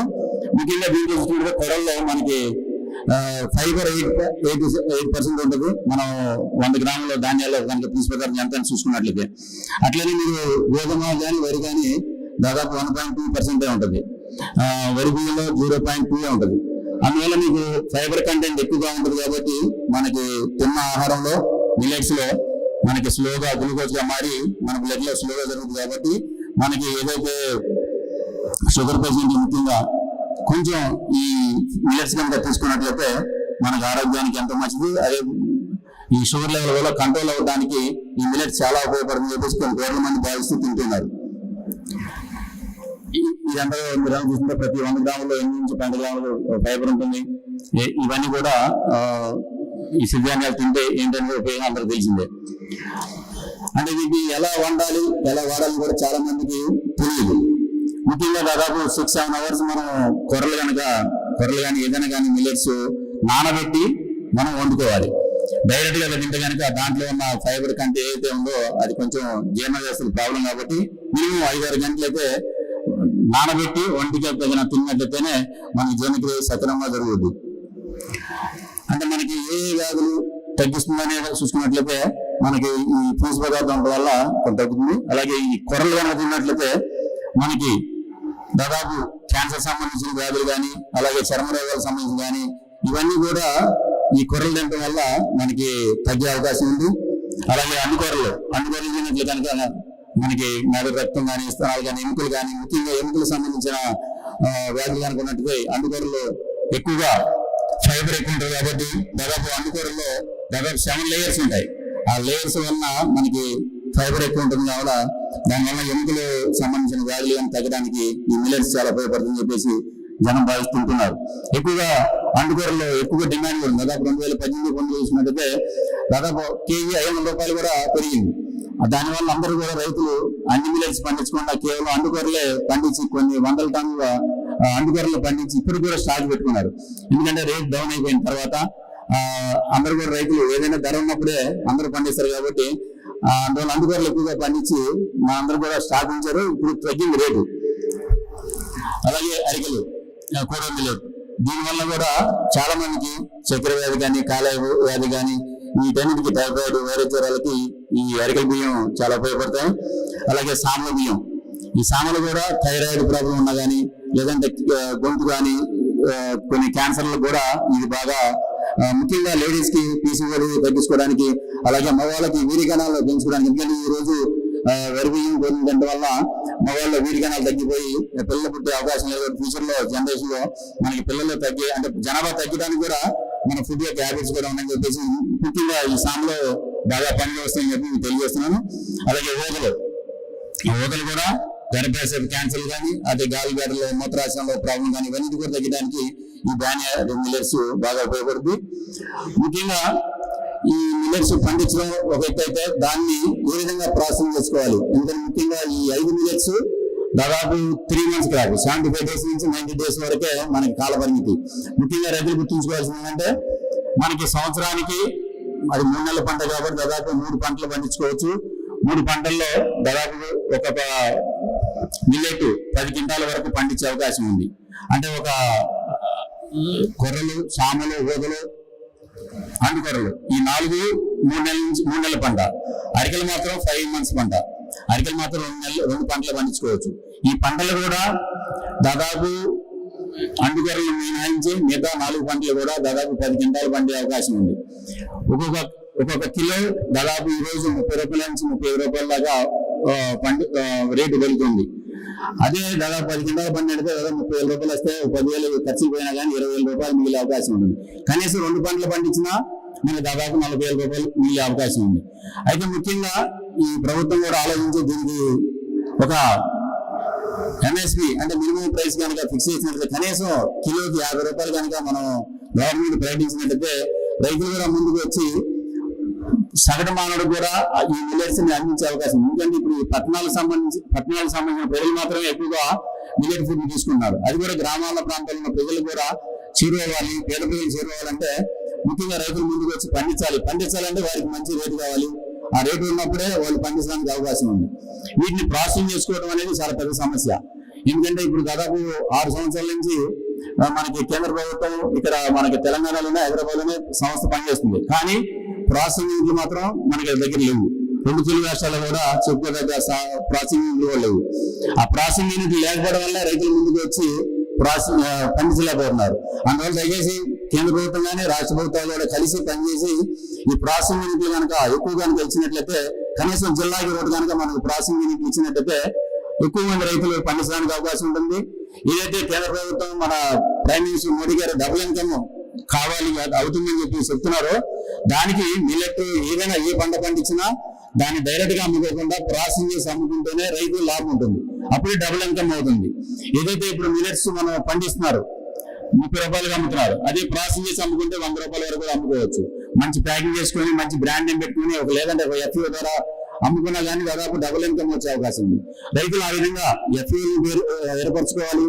అంటే ఏదైతే మిల్లెట్స్ కావచ్చు లేదంటే ఏ పంటలైనా సరే ఎఫ్ఓ ఫార్మర్స్ మనం ఏర్పాటు చేసుకొని మనం కనుక ఈ ప్రాసెసింగ్ యూనిట్స్ కానీ ఇవన్నీ కానీ కూడా అమ్ముకోవడానికి చాలా అవకాశం ఉంది. అది డబుల్ ఇన్కమ్ అవడానికి అవకాశం ఉంది. కాబట్టి ఈ ప్రాసెసింగ్ మిషనరీ కూడా ప్రభుత్వాలు ముందుకు తీసుకొచ్చి చేయాల్సింది. ఐఎంఆర్ ముఖ్యంగా తీసుకోవాలని మేము కోరుకున్నాము. అలాగే సరికొత్త వంగడాలు ఏదైతే అధిక దిగుబడి ఇచ్చే వంగడాలు మిల్లెట్స్ కావచ్చు ఏదైనా కావచ్చు సరికొత్త వంగడాలని యూనివర్సిటీలు కానీ అగ్రికల్చర్ యూనివర్సిటీ కానీ స్పందించి దాన్ని త్వరగా రీసెర్చ్ చేసి అధిక వంగడాలు ఇచ్చినట్లయితేనే మనకి రైతులు ముందుకు వచ్చి పండించడానికి అవకాశం ఉంది. ఎందుకంటే 10 క్వింటాలు పండించినప్పుడు చాలా తక్కువ ప్రొడక్షన్ వచ్చే అవకాశం ఉంది. దాదాపు కనీసం ఒక 15 క్వింటాలు పండించే మన వంగడాలు అయితే కనుక మనకి రైతులకు కూడా మనకి అనుకూలంగా ఉంటుంది. కాబట్టి ఆ విధంగా యూనివర్సిటీలు కూడా రీసెర్చ్ లో ముందుకు వచ్చి ఎందుకంటే ఇప్పటికే చేసి ఉండాల్సింది. ఎందుకంటే గత 2-3 సంవత్సరాల నుంచి మనకి మిల్లెట్ ఆఫ్ ఇయర్ గా ప్రకటించారు. అయినప్పటికీ కొంత అలసత్వం వల్ల మనకి వంగడాలు చేతికి రైతులు అందగా ఈ రోజు ప్రొడక్షన్ మన బయట నుంచి రాష్ట్రాల నుంచి తెచ్చుకోవాల్సిన పరిస్థితి ఏర్పడింది. మనకి ఆంధ్ర తెలంగాణ ఎక్కడైనా కానీ మనకి ఈ రోజు మిల్లెట్స్ లేవు. అందుబాటులో లేవు, ఎక్కడో ఇతర రాష్ట్రాల నుంచి తెచ్చుకుంటున్నాం. అదే మన రైతులు పండించినట్లయితే రైతులకు ఆదాయం ఉండేది, మనకి ఇక్కడ ప్రొడక్షన్ ఉండేది, ఎక్స్పోర్ట్ చేసుకోవడానికి కూడా అవకాశం ఉండేది. కాబట్టి ఆ విధంగా ముందుకు ఇప్పటికైనా సరే మన యూనివర్సిటీ ముందుకు వచ్చి అధిక వంగడాలు ఇచ్చే విత్తనాలను కనుగొనాలని చెప్పి కోరుకుంటున్నాను. అలాగే ఈ బిచ్చి మేతలు ఏదైతే మన కాదరవల్లి గారు వారి అక్కగారి ద్వారా బిచ్చి మేతలు అనే పద్ధతిని తీసుకొచ్చి కనీసం 2 లక్షల రూపాయల వాల్యూ చేసే ప్రాసెసింగ్ మిషన్ అవసరం లేకుండా కేవలం ఒక చిన్న మిక్సీ తోటి 2,500-3,000 రూపాయలు ఖర్చు చేసే మిక్సీ తోటి దాదాపు రోజుకు ఒక ఆడ మనిషి కానీ మగ మనిషి కానీ ఒక 25 నుంచి 30 కిలోలు ప్రాసెసింగ్ చేసుకునేటట్లు ఒక మిక్సీ కూడా వారు తయారు చేయడం జరిగింది. దానివల్ల కొన్ని లక్షల మందికి ఉపయోగపడింది. దానికి హ్యాట్స్ ఆఫ్ కాదరవల్లి గారికి, ఎందుకంటే వారే ముందుగా దీన్ని తీసుకోవడం జరిగింది మిక్సీని. ఇప్పటి వరకు చాలా మంది, కొన్ని వేల మంది ఈ మిక్సీని తీసుకొని వారు సొంతంగా పండించుకోవడం కాక దాన్ని తినడం కాకుండా కొన్ని రకాల పిండి పదార్థాలని ఏదైతే వరకు మనం చేసే పిండి పదార్థాలతో ఉన్నాయో, పిండి వంటలు ఉన్నాయో వాటిని చిరుధాన్యాల ద్వారా కూడా రకరకాల పిండి వంటలు చేసుకోవచ్చు. మన కొర్రలతోటి పాయసం చేసుకోవచ్చు, కొర్రలతోటి లడ్డు చేసుకోవచ్చు, కొర్రలతోటి మురుకులు చేసుకోవచ్చు, కొన్ని చెక్కలు చేసుకోవచ్చు. అన్ని రకాల వంట పదార్థాలు కూడా చేసుకోవడానికి అవకాశం ఉంది సొంత మిక్సీ కనుక ఉన్నట్లయితే. ఇది మనం చూస్తున్నాం, పాయసం చేసుకోవచ్చు, కొర్రన్నం, పులిహోర, కిచిడి, లడ్లు ఇవన్నీ కూడా చేసుకోవడానికి అవకాశం ఉంది. అరికెలతోటి ఇవన్నీ మిల్లెట్స్ తోటి కూడా రకరకాల ఆహార పదార్థాలు చేసుకోవచ్చు. ఇందాక మీకు చెప్పినట్లు సిరిధాన్యాలతో రైతులు సిరిలంటే అంటే మనకు ప్రాసెసింగ్ ఇట్లు కనుక ఉంటే కనుక మనకి ఎక్కువ అవకాశం ఉంది. మేము మా ఆధ్వర్యంలో దాదాపు 120 పైగా సిరిధాన్యాలు జరిగింది. ఇది మా రైతు కోసం ఇవన్నీ కూడా రకరకాల ప్రాంతాల్లో కొన్ని వేల మందికి సికింద్రాబాద్, విజయవాడ, ఖైరతాబాద్, రేడియన్స్, కొత్తపేట, హైదరాబాద్, కాకినాడ, రాజమండ్రి, హనుమకొండ, కరీంనగర్, హైదరాబాద్, మాదాపూర్ అది మన ప్రైవేట్ రీసెర్చ్ ద్వారా అది ఏర్పాటు చేయడం జరిగింది. ఇది మైదీపట్నంలో, ఈ సోమాజి కూడా ప్రెస్ క్లబ్ లో మీడియా వాళ్ళకు కూడా మేము ఏర్పాటు చేయడం జరిగింది. అలాగే గుంతకల్, కర్నూలు, అనంతపూర్, నెల్లూరు, రాజంపేట, చిత్తూరు, ఒంగోలు, గుంటూరు, ఏలూరు, గూడూరు, అమీర్పేట్, ఖమ్మం, విజయవాడ, నల్గొండ, మైదీపట్నం, తణుకు, మిర్యాలగూడ, ఈ కేఎల్ యూనివర్సిటీ విద్యార్థులు కూడా మిల్లెట్స్ మీద అవేర్నెస్ చేయడం జరిగింది. ఈ శిల్పారామంలో మన ఒక సేంద్రియ మేళా జరిగింది. సిద్దిపేట, కామారెడ్డి, వెంకటగిరి, నెల్లూరు, తిరుపతి, శ్రీకాళహస్తి, విజయవాడ, విజయనగరం, శ్రీకాకుళం, హేరమన్వాడ శ్రీకాకుళం డిస్టిక్ లో, పార్వతీపురం, వైజాగ్, ఈ నిర్మల్, కొత్తపేట, శిల్పాపురం కాలనీలో కూడా జరిగింది, సల్లూరుపేట, ఇంకా దాదాపు 100 ప్రోగ్రాంలు మేము చేయడం జరిగింది. ఈ మధ్యనే హైదరాబాద్ లో ఇంటర్నేషనల్ పబ్లిక్ స్కూల్లో కూడా పిల్లలకు ఏదైనా చేయడం జరిగింది కాదరవల్లి గారి ద్వారా. అలాగే 103 విజ్ఞాన యూనివర్సిటీలో కూడా చేయడం జరిగింది. ఈ విధంగా మేము ఈ సిరిధాన్యాల మీద అవేర్నెస్ కాకుండా రెసిపీల మీద కూడా ఒక మేళాలు నిర్వహించి మార్నింగ్ పూట అవేర్నెస్ కాదరవల్లి గారి ద్వారా అవేర్నెస్ కార్యక్రమం, ఈవినింగ్ మిల్లెట్ రాంబాబు ద్వారా కూడా మేము వాటికి సంబంధించిన రెసిపీస్ ఏ విధంగా చేసుకోవాలి వాటి కూడా మేము ఏర్పాటు చేయడం జరిగింది. ఈ గుంటూరులో, హైదరాబాద్ లో కూడా చేయడం జరిగింది. మేము ఈ రాంబాబు గారి ద్వారా కూడా దాదాపు 2018లోనే మీ హైదరాబాద్ లో మహిళలకి ఈ మిల్లెట్ రెసిపీ గురించి ట్రైనింగ్ ప్రోగ్రామ్ కూడా చేయడం జరిగింది. ఇట్లా హైదరాబాద్ లో మధ్య వర్క్ షాప్ లో నిర్వహించాం. ముఖ్యంగా నాబార్డు వారికి మిల్లెట్స్ మీద వాళ్ళకి ఫుడ్ కూడా పెట్టడం జరిగింది. ఈ దాదాపు రైతు నేస్తం ద్వారా మేము అనేక పుస్తకాలను కూడా ప్రచురణ జరిగింది. పాదశ్రీ, కాదరవల్లి గారితో సిరిధాన్యాలతో ఇంగ్లీష్, హిందీ, ఇంగ్లీష్ 3 లాంగ్వేజ్లో కూడా ప్రోగ్రాం జరిగింది. ఇక్కడ దాదాపు 2019లో రెడ్ ఫోర్ట్ న్యూఢిల్లీలో మన సిరిధాన్యాల మీద ఒక బుక్ కూడా హిందీలో వినాయన ఆరాధి ఉపరాష్ట్రపతి వెంకయ్య గారి చేతుల మీద బ్రహ్మకుమారి వారి మనం ఏదైతే యోగా డే సందర్భంగా రిలీజ్ జరిగింది. అట్లా ఈ విధంగా కొన్ని స్కిల్ డెవలప్మెంట్ ప్రోగ్రామ్స్ కూడా ఏదైతే మిల్లెట్స్ తోటి మనం బిస్కెట్ తయారు చేసుకోవచ్చు కూడా మేము ప్రత్యక్షంగా మహిళలకి శిక్షణ ఇవ్వడం జరుగుతుంది. వాటిని ఏ విధంగా ప్రాసెస్ చేసుకోవాలి, ఏ విధంగా మిల్లెట్స్ చేసుకోవాలి, ఏ విధంగా బేకింగ్ తయారు చేసుకోవాలా అంటే ఒక ఉపాధి కల్పించే ఉద్దేశంతో మేము స్కిల్ డెవలప్మెంట్ కార్యక్రమాల ద్వారా విస్తృతంగా చేయడం జరిగింది. వీటిని ఈ విధంగా రైతు నేస్తం న్యాచురల్ ప్రొడక్ట్స్ పేరుతోటి కొన్ని అవుట్లెట్లు పెట్టి రైతులు పండించిన ఉత్పత్తుల్ని పంటలను తీసుకొని వాటిని మార్కెటింగ్ చేసి ప్రజలు కూడా అందుబాటులో తీసుకురావడం జరుగుతూ ఉంది.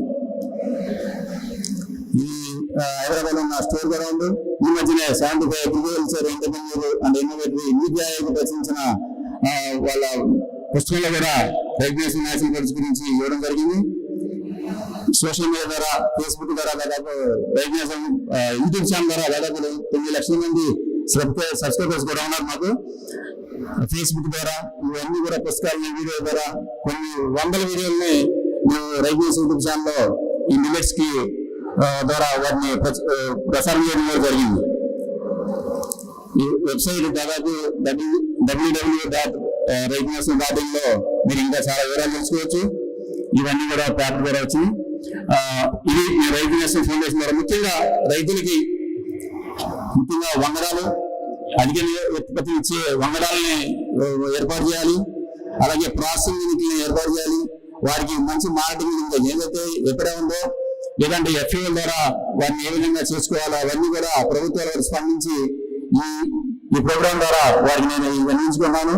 ఈ సత్యన అవకాశం ఇచ్చిన అసోసియేషన్ గారికి రైతులకి అందరూ కూడా ప్రత్యేక ధన్యవాదాలు తెలుసుకుంటూ సెలవు తీసుకున్నాను. జై కిసాన్, జై జవాన్. థ్యాంక్ యూ వెంకటేశ్వరరావు గారు. మీ యొక్క కృషి అమోఘం. మీరు చెప్పినట్టుగా మంచి వంగడాలు అన్నిటికంటే మించి ప్రాసెసింగ్ కు చేయండి, రైతుకు గిట్టుబాటు అనేటువంటిది రాదన్నారు. మన అశోకం ద్వారా ప్రభుత్వం వారికి తప్పకుండా దాన్ని నివేదిద్దాం. ఇప్పుడు అనిలా కుమారి గారు మేడం గారిని, ఎందుకంటే మన తర్వాత కూడా ఇంకో సెషన్ ఉంది, మనం time we need to complete in another 20 minutes the entire program. So Amma, whatever the message you want to give, please kindly give. Good afternoon everyone. నేను అగ్రికల్చర్ యూనివర్సిటీ నుంచి professor Jayashankar Telangana state agriculture university నుంచి వస్తున్నాను. So there we are having one millet processing incubation center that was established in 2013. But the work we have started means in our department, processing of millets or research in millets was started in 1975 itself. From that means we were the pioneers. We were the first one to identify that a dehuller is need to be designed for dehulling of these millets. So there we have started our research work, and after so much of research work, with that experience we have established a millet processing incubation center at our university. Okay, and first I will explain what we are doing there. So in our university, our first motto is to develop new products, means processing and developing of new products with the different types of millets. And also we will commercialize those products. We are commercializing with our brand name Millet Plus. That is our university brand name. We are also commercializing the products, and also we support the technical transfer of, means we will give the technical licensing, technological licensing, those who are interested. Means any new startup is coming, we will they will pay some amount to us, and we will transfer the technology. Not only we are technology transferring we are doing, we are also providing the facilities of incubation. Means they can come here, they can use our machines and they can process their products, and they, with their brand name, they can sell their products. So like that also we are providing the incubation facilities. Not only that, we are training our students, own students, and also any farmers or any startups, if they want trainings, we are also giving training in the processing. Okay. And also we are we are conducting the exposure visits and also promotion events. So these are our main events. And recently we are also having we are expanding ourselves with the help of Ministry of Food Processing. We got a new common incubation center under PMFME scheme. So 3 centers we got in Telangana. One is Millet, that is headed by me only. I'm the CEO of that center. In next month month we are planning to inaugurate that millet common incubation center, so that all the MSMEs or startups or FPOs and all those that are available in Telangana who want help, we are extending our help to those people. So that also facility also we are creating. And coming to the processing, so if you see, means from mornings I'm hearing about many sessions. Everyone is talking about health benefits or how to increase the production. All those things everyone has covered, but no one has told anything about processing. How the millet should be processed, because the processing of millet is a big task. If you see everywhere in every village you will get a mill for rice or wheat, but no mills are available for millets. That is the main problem why consumption of millets is coming down. Processing is a big task. That's why if processing facilities are available, then we can increase the consumption of millets. For example, if you see the current trends of product formulations, means if you see in the market, low glycemic foods, everyone is seeing for low glycemic foods. So millets can be fit in this, because our millets are low glycemic, means all those foods are having low glycemic index. Okay, and whole grain flours, everyone is crazy about whole grain flours, because the whole grain flours, if you are including whole grain flours, means they are rich in fiber. So if they are rich in fiber, means automatically they are helpful for many degenerative diseases. That's why our millets also can be fit into whole grain flours. Whole grain flours can be made. And new trend is multi-grain flours. Okay, everyone, means we want all the advantages of different grains. That's why if you see different companies, they are releasing the multi-grain flours, but only they will include 10% of all the grains and remaining is wheat, and they say that it is a multi-grain atta. But what our technology we are having at our center is, if you are telling that it is millet based, means more than 50 to 60% of millet we are including. That is our specialty. Not 5 or 10% we are including and we are telling that it is millet based. Okay, all our products are more than 50%, and even some products are 100% millets. Okay, and many other technologies also we can adopt, like breads, buns and biscuits also can be prepared from millets. Pasta, noodles and vermicelli at our center we are having. So pasta, noodles and vermicelli, because new generation, they want this type of products, ready to cook products. So those products also can be prepared with millets. And ready to eat breakfast cereals, because everyone is busy. They are not having time for cooking or cooking. Okay, that's why they are now seeing for convenience foods like ready to eat or ready to cook foods. Those all types of products can be prepared from millets. All those technologies are available now. And fiber rich snacks, cereal bars, porridges, instant breakfast mixes like muesli.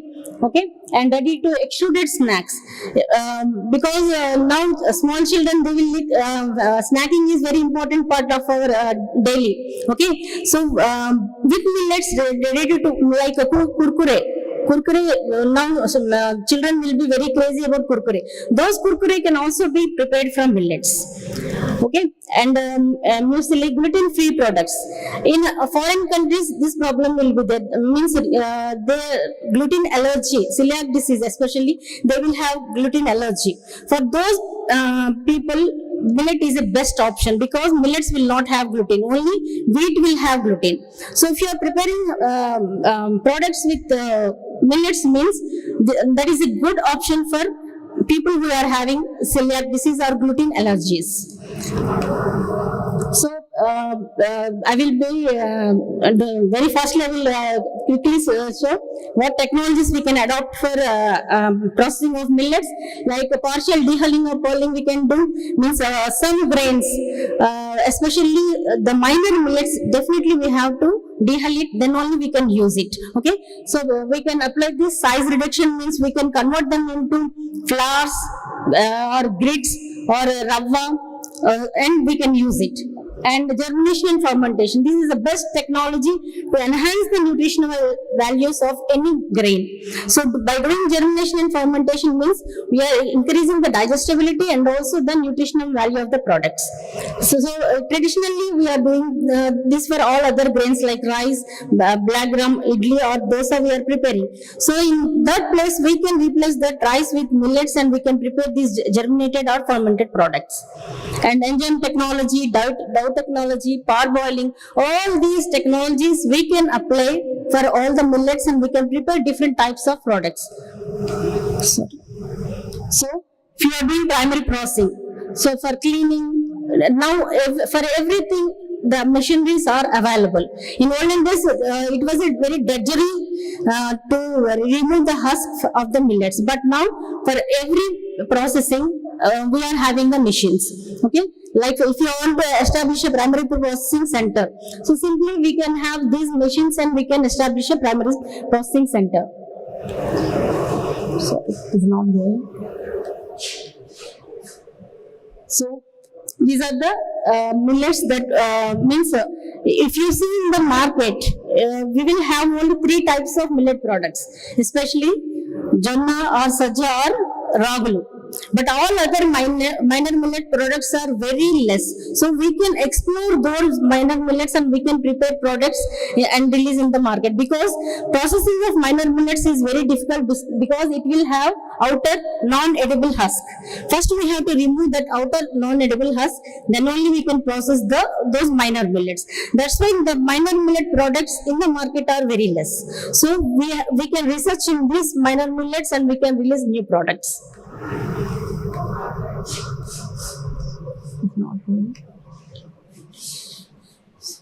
So for primary processing, we need a grader, destoner with aspirator and dehuller. If you want to do secondary processing, so this is also one method, means mobile agro processing unit, means with minimum 3 to 4 lakhs of money, if you are, we can establish a farm gate processing center, so that we can help the farmers. There itself the farmers can clean the grain and they can pack it. If you are cleaning the grain and packing the grain, means we are adding value to the product. So the cost of the product can be increased. So this is a good idea that we can establish a farm gate, a primary processing center in the farm itself.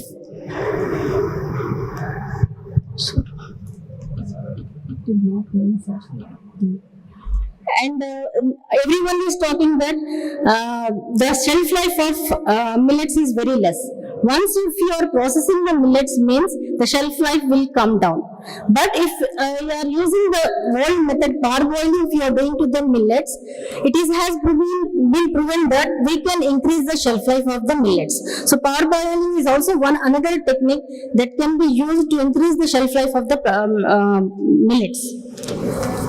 And also we can further process we can do for small millets, and we can prepare flours, grits. It is not moving, sir. Okay. And also we can prepare semolina, and with all the millets, not only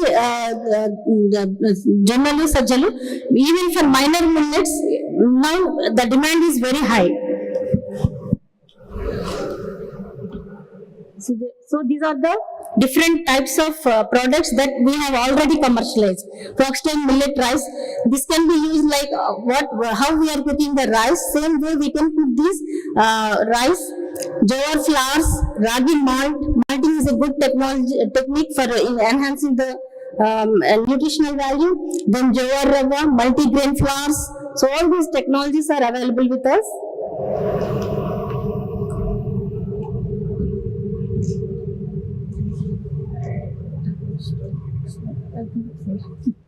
So even flaking also we can do. So different types of flakings. With all the millets we have prepared the flakes. So like how we are using the rice flakes, same way we can use these millet flakes and prepare poha or morning just putting in the milk and we can eat it. So because flaking also is a very nutritious way of processing. So secondary processing, same thing, all these machines are available at our center. Sir. Then we can prepare cold extruded products. Cold extruded products means pasta, vermicelli. Okay, all these can be noodles. All these can be made with millets. Just we have to prepare some combination of wheat and millet. We have to use, or if you want to use pure millet, means we have to use some food additives, and we can prepare all these cold extruded products. So these are the cold extruded products, and also hot extrusion we can do. Hot extrusion means kurkure type of products also we can prepare with millets.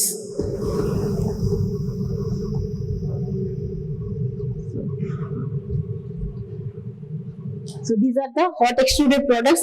Even traditional murku also we can prepare with different types of millets. And coming to baking, this is an evergreen industry. Baking of millets means we can prepare biscuits, we can prepare cakes, or we can prepare breads. Finish it, sir. I will come to the last. So for establishing of a bakery unit, you need all this equipment.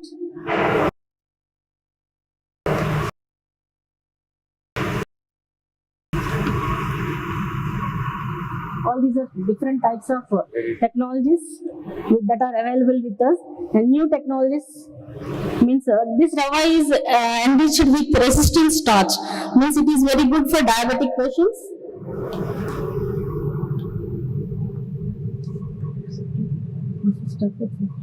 So instant idli mixes also we are having technologies. And also we have tried to incorporate the wastage of millet, means while dehulling we will get bran. That is very rich in antioxidants and phytonutrients. That also we have incorporated in the extruded products, and we have prepared the products.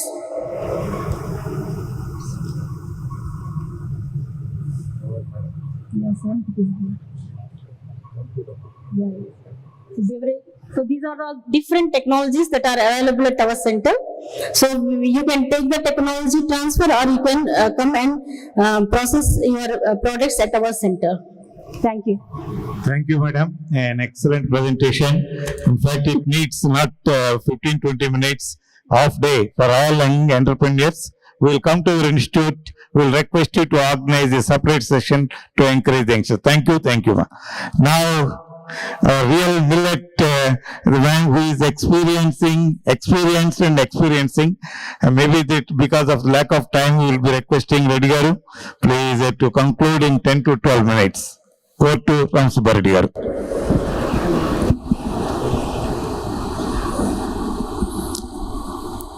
Thank you very much, G. Reddy Garu. It's an honor, and for recommending to the Asucham to be one of the speakers. Thank you very much for that. ఇందులో మహాన్ భావులు అందరికీ వందనాలు. Millet మీద చాలా మంది పనిచేశారు. ఇవాళ వెంకటేశ్వర గారు చెప్పినట్టుగా కాదరవల్లి గారు, తర్వాత సతీష్ గారు, జీవి రావు గారు, వెంకటేశ్వర గారు, వీళ్ళంతా పనిచేశారు. కానీ మన ఇండివిజువల్ ఎంత పనిచేసినా రికగ్నైజ్ చేయాలంటే చాలా రోజులు పడుతుంది. అయితే 2018 నుంచి గవర్నమెంట్ ఆఫ్ ఇండియా చాలా ఒక మిషన్ మోడ్లో దీన్ని తీసుకురావడం జరుగుతుంది. అంటే ఒక హార్స్ మౌత్ నుంచి వస్తే తప్ప అది దానికి వాల్యూ ఉండదు అంటారు కదా. అదేవిధంగా మన ఇప్పుడు ఉన్న state government, central government, universities, NGOs, wherever you see the buzz word is millet millet millet. అది రావడానికి నిజంగా గవర్నమెంట్ ఆఫ్ ఇండియా చాలా ఎఫర్ట్ పెట్టింది. దాని మీద ఒక మిషన్ మోడ్లో ఒక మిల్లెట్ సెంట్రిక్ గా ఇండియాని ఎక్స్పోర్ట్ హబ్ గా చేయడానికి ఇది మంచి అవకాశం అని మన ప్రధానమంత్రి గారు దాన్ని గుర్తించి ముందుకు తీసుకెళ్తున్నారు. అందరి తరఫున ఆయనకు మనము ఒక క్లాప్స్ ఆయనకు అభినందనలు తెలపాలని కోరుకుంటున్నాను. ఇకపోతే నా విషయానికి వస్తే, నా పేరు రామ్ సుబ్బారెడ్డి. నేను ఒక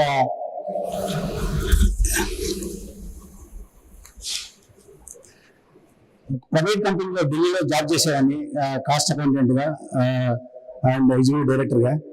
నేను డెసిషన్ తీసుకున్నప్పుడు, అంటే జాబ్ వదిలిపెట్టి వ్యవసాయం చేయాలి అని అన్నప్పుడు మా క్లోజ్ రిలేటివ్స్ కానీ వెల్ విషర్స్ కానీ నువ్వు ఎలా బతుకుతావు అనేవాళ్ళు. అంటే వ్యవసాయం చేస్తే బతకలేము, నువ్వు ఎందుకు వస్తున్నావు ఇక్కడ, నీ జీవితం మంచిగా ఉంది కదా, ఎందుకు అంత రిస్క్ తీసుకొని రావాలి అని చాలా మంది అన్నారు. అయినా సరే చూద్దాం, చిన్నప్పటి నుంచి మనం వ్యవసాయం చేసాము, రియల్ గా అంత కష్టం ఉంది దీంట్లో. ఇంతకుముందు అంటే మన కోరికలు చాలా లిమిటెడ్ ఉన్నాయి, ఇప్పుడు అన్లిమిటెడ్ కోరికలు అయినాయి. దానివల్ల మన రెవెన్యూస్ కూడా అప్రోప్రియేట్ లేకపోవడం వల్ల చాలా ఇబ్బందులు. నిజంగానే వ్యవసాయం చాలా కష్టమే. మాకు ఫీల్డ్ దిగిన తర్వాత 2-3 సంవత్సరాలకు కానీ అర్థం కాలేదు. ఎందుకంటే ఒక ప్రాబ్లం కాదు, ఒకటి లేబర్ ప్రాబ్లం అయితే అన్ఎక్స్పెక్టెడ్ రెయిన్స్, అంతే. ఇది depending on the God, nature మీద ఆధారపడి ఉన్న పరిశ్రమ. సో ఎలాగోలాగా పండించేసి వచ్చాము. సో 2 సంవత్సరాలు ముందు ఒక 4,000 ఎకరాల మిల్లెట్ ఫార్మింగ్ చేయాలి, మిల్లెట్ ఒక యూనిట్ పెట్టాలి అనే ఆలోచన వచ్చిన తర్వాత ఫస్ట్ దాన్ని అవైలబిలిటీ తీసుకురావాలని చెప్పేసి రైతులతో మాట్లాడి, మన నంద్యాలలో ఒక RERS సెంటర్ ఉంది, వాళ్ళతో టైప్ అయ్యి ఒక 4,000 ఎకరాలకు మిల్లెట్ సీడ్స్ డిస్ట్రిబ్యూట్ చేశాము. అయితే ఆ టైంలో అందుకొర్ర చాలా విపరీతమైన డిమాండ్ ఉంది. సో ఎవరు రైతులంతా మాకు అందుకొర విత్తనం కావాలి, మాకు అందుకొర విత్తనం కావాలి, అందరూ అందుకొర తీసుకుని మొత్తం విత్తారు. దానివల్ల ₹3 కేజీ ఉన్న రా మెటీరియల్ ఒకసారిగా ₹18 వచ్చింది. అంటే ఒక 6 నెలల కాలంలో ₹18 వచ్చింది. అంటే అందరూ వేస్తే కనుక ఒకటే, మన వాళ్ళంతా ఒకటే విత్తనానికి వెళ్ళిపోతారు కాబట్టి దానివల్ల ప్రొడక్షన్ ఎక్కువైపోయింది, ప్రాసెసింగ్ లేవు. అది కూడా చాలా ఇంతకుముందు బాగా అంటే అవైలబిలిటీ లేక రేటు విపరీతంగా పెరిగిపోయింది. దాన్ని దృష్టిలో పెట్టుకుని అంతా రైతులు వేసేటప్పటికి దాదాపుగా 3 సంవత్సరాలు ఒక్క రైతు కూడా ఒక్క సెంట్ విత్తనం కూడా వేయలేదు. అయినా కూడా గత 6 నెలల కిందటి వరకు కూడా అందుకొర రా మెటీరియల్ ₹30 దొరుకుతుంది. ఈ రోజు ₹60 అయిపోయింది. ఈ సంవత్సరం ₹100 కూడా దాటుతుంది మళ్ళీ. ఎందుకంటే మీకు ఇప్పుడు వేస్తారు, ఈ వర్షాకాలంలో వేస్తే మళ్ళీ ఒక 3 నెలలు పడుతుంది. సో ఇప్పుడు కూడా ఒకటేసారి అన్ని వేయకుండా 4-5 రకాలు వేసుకుంటే మనకు రిస్క్ తగ్గుతుంది. ఆ రైతు సోదరులు నేను చెప్పేది అదే విషయం. ఎందుకంటే ఇప్పుడు మళ్ళీ ₹100 దాని మీద వేసామంటే మళ్ళీ 6 నెలలు మళ్ళీ అదే వస్తుంది. కాబట్టి విత్తనం వేసేటప్పుడు మనం జాగ్రత్తగా కొంచెం రిస్క్ మిటిగేట్ చేసుకోవాలి. మిటిగేట్ చేసుకుంటే మంచి ప్రైస్ రావడానికి ఆస్కారం ఉంటుంది. సో మేము సత్వ మిల్లెట్స్ ఫ్రమ్ ఫుడ్ ప్రొడక్ట్స్ 2019 లో స్టార్ట్ చేసాము. We have 2 brands. One is Nibbles and the other is Reynadu. This is Reynadu is in our region area. Our plant is in region called Reynadu. We have Nibble. So we slightly removed the N and put the Nibbles, one for the millets. So the company is started by 3 farmers. I have 2 brothers; they are also included in this. So our entire family is involved in this business because for any startup we have very limited resources. So until unless all the family members are very vicious, does the job, then we can bring in break even at a very limited resources. So that's what we did. Whatever processing, improvement and recipes, everything in-house made. So that is the reason our cost of acquisition of the products is very less. So typically we follow the entire value chain of the millets. We do farming, our own farms, and then work with the farmers, the FPOs, and the nearby farmers. So we buy the millets at a fixed price. The rate will be fixed before sowing itself. So therefore, the farmer knows what is his income. If he produce 5 quintals into the rate, so he will be knowing his income. And then we have primary processing and secondary processing at the same location. Here Madam was saying the processing is very difficult. Really, the minor millet especially, the wastage is ranging from 25% to 55%. So here the technological development has to happen to be competitive with the rice and wheat. Otherwise, it will be rich man food. Now earlier it was a poor man food. It is going to be rich man food. And then these millets will be used to make RTC and RTE products. We make biscuits because the primary processing, the margins are very minimum. We have to deal with in bulk. So therefore, sometimes we may have to sell at even at the raw material cost. Sometimes we get margin. So to make the business to be more meaningful and viable option is to make ready to cook and ready to eat foods. Then we will get the business will be sustainable. So on 29th January, our Honorable Prime Minister has recognized our services and talked on our Monkey Bath. नांदियाल जिले के रहने वाले केवी रामा सुब्बा रेड्डी जी ने millets के लिए अच्छी खासी salary वाली नौकरी छोड़ दी। माँ के हाथों से बने मिलेट्स के पकवानों का स्वाद कुछ ऐसा रचा बसा था कि इन्होंने अपने गांव में बाजरे की प्रोसेसिंग यूनिट ही शुरू कर दी। सुब्बा रेड्डी जी लोगों को बाजरे के फायदे भी बताते हैं और उसे आसानी से उपलब्ध भी कराते हैं। So here I would like to thank our Honorable Prime Minister because I have not applied any application to any department or any government agency. They have identified through the social media, the network what they have. It's a very honor to be talked on the Monkey Bath. So our unit is really a farm gate plant. So greenfield. This is the river. And any farmer can come and process their millet products, and after that they can sell on their own or they can sell it to us. So the current topic is role of FPOs and startups to upskill in the millet value chain. The agriculture scenario, as we all know that it is a fragmented small holdings increasing every year. Yeah. So farmers have, the United Christians lack of capital, low income, and fragmented small holding. So here, alone we can do very little, and together we can do so much. So here, the individual farmers cannot do much. When we combine and do as a team, so we can achieve wonders.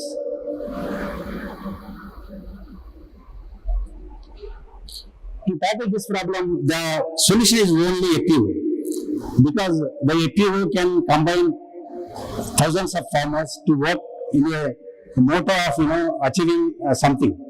So it's an organization of farmer producers that provides support to small farmers with end-to-end services covering almost all aspects of cultivation, includes technical services on processing and marketing.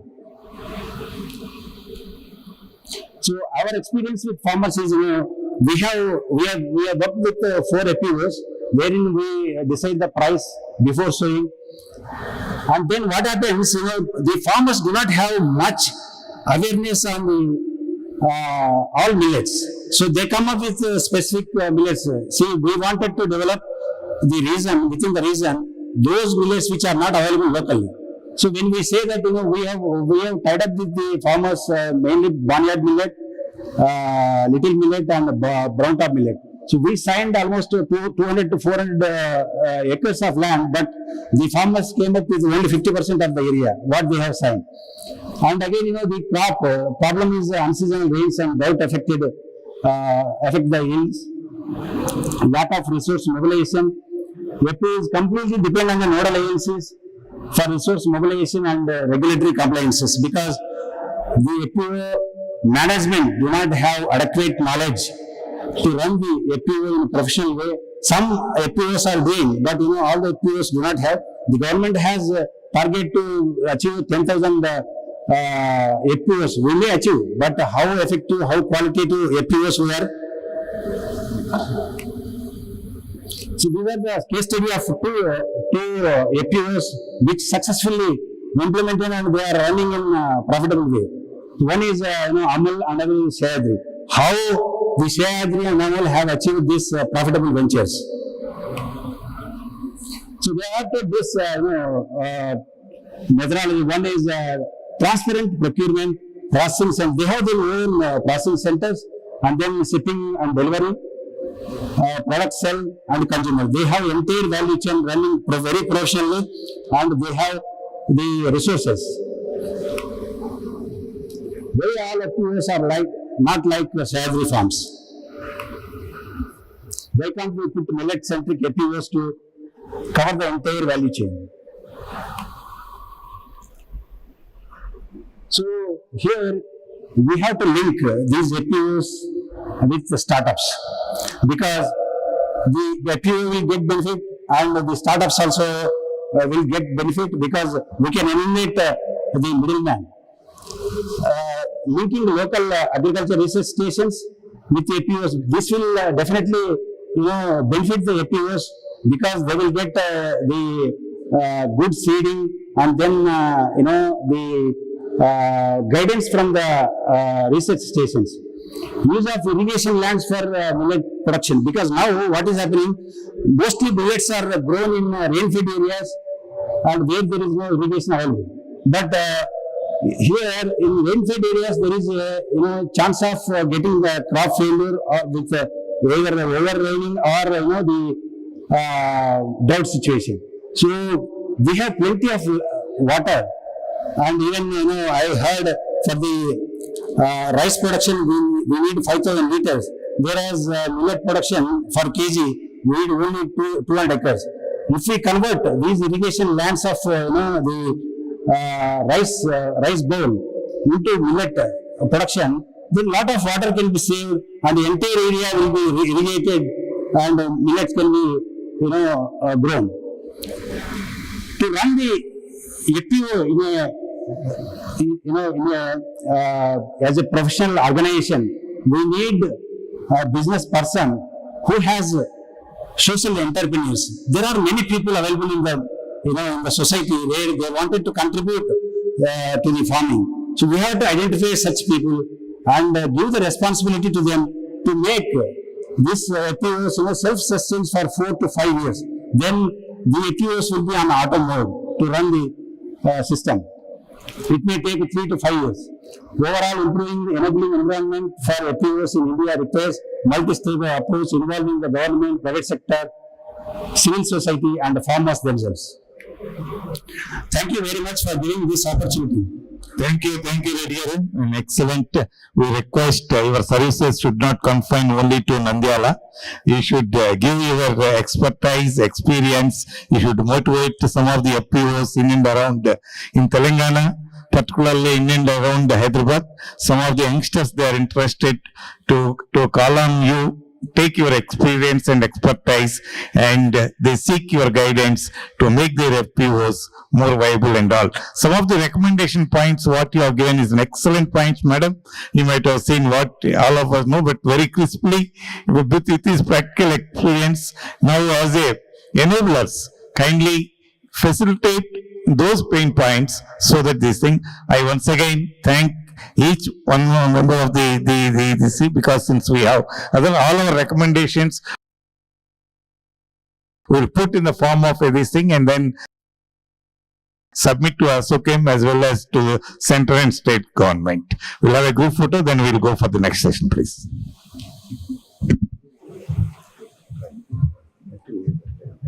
And center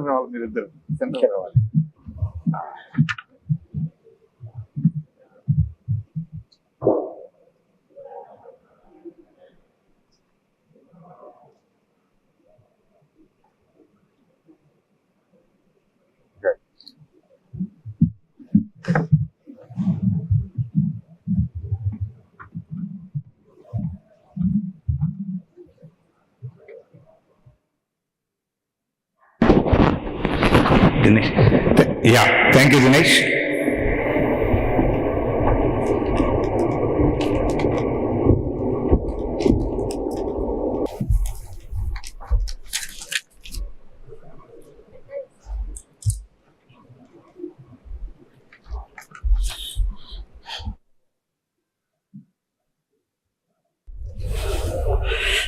Thank you, sir. Thank you, Subbareddy, sir.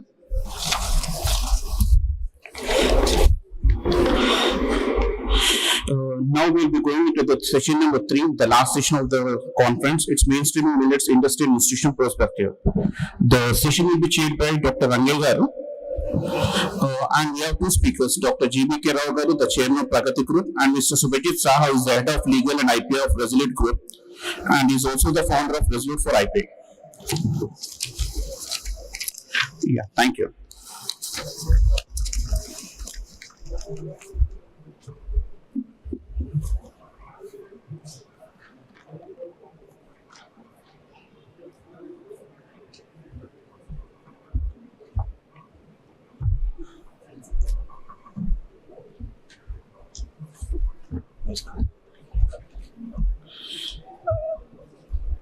I request Mr. Subhajit to please take the seat.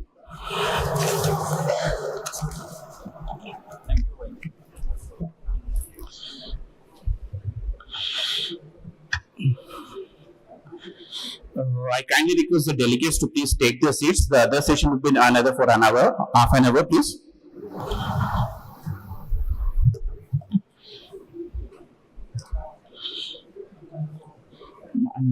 Handmade.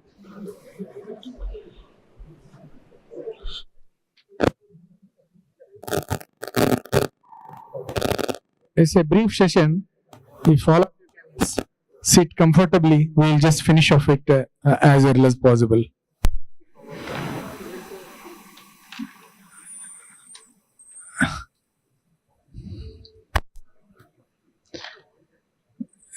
The session is mainstreaming millets and industry and institutions insights. I have with me Dr. G.B.K. Rao Garu, Chairman Pragati Group, who is a very popular figure in natural farming and then in the hospitality industry. And then the other gentleman, Mr. Subhajit Saha, is the head legal and IPR Resolute Group and the founder Resolute for IP. Now, I'll just briefly introduce Sri G.B.K. Rao Garu, and he doesn't require any introduction. In fact, he is an engineer turned environmentalist, architect of Pragati Biodiversity Knowledge Park, and founder chairman of Pragati Group and chairman Expert Committee on Agriculture and Food Processing for Southern Region, Indian Chamber of Commerce. So though he born in agricultural family, for a small stint, I mean, he is into industry, he is into farming and all that, and many people might be knowing that he is cultivating the largest string of moringa, I think 300 acres. Yeah. So sir is with us, and then of course in the mainstreaming of millets, it's a vast word, vast sentence. So it requires a lot of things, and then many of them are covered in the earlier sessions also. And the left over is the innovations. What are the current trends in the food industry? What could be the major innovations that can be brought or duplicated or bring into millet processing or millet cultivation or millet value addition? So in this scenario, first I request Dr. Rao Garu to enlighten us whatever thoughts he has got on millet farming and millet innovation. Over to Rao Garu.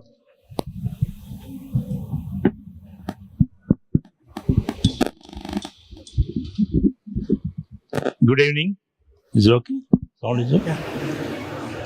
So thank you, Ashokam, and also the people who are visited here about the millets to know, and experts are there, and particularly వ్యవసాయదారులు ఉండటం ఇది చాలా సంతోషకరమైంది. ఇలాంటి హోటల్స్లో మనం conduct చేయటం, ఇది విలేజెస్లో మనం వెళ్ళినప్పుడే మనకి మిల్లెట్స్ అంటే ఏంటనేది తెలుస్తుంది. మనం సిటీలో ఈ 5 స్టార్ హోటల్స్లో కూర్చున్నప్పుడు మనకి ఆ భోజనం మిల్లెట్స్ భోజనం తింటే అది వచ్చేదానికంటే విలేజెస్లో ఆ ప్రిపరేషన్స్ ఆ మిల్లెట్స్తో ఎలా చేస్తారు, ఏ విధంగా అది మనకి ప్రోడక్ట్స్ అనేక రకాల ప్రోడక్ట్స్ మనకి అందుబాటులో ఉంటాయి. ఇవన్నీ కన్జంప్షన్లోకి మనం వెళ్ళందే పిల్లల దగ్గర నుంచి పెద్దవాళ్ళ వరకు మిల్లెట్స్ ఏ విధంగా ఆరోగ్యవంతమైనవి అని నాలెడ్జ్ అనేది ఫస్ట్ అవేర్నెస్ మనం తీసుకురావాలి. ఇది వ్యాధి రహిత సమాజాన్ని చేయాలంటే ఇది మిల్లెట్స్ ఓన్లీ, దాన్నే అమృత ఆహారం అంటాం.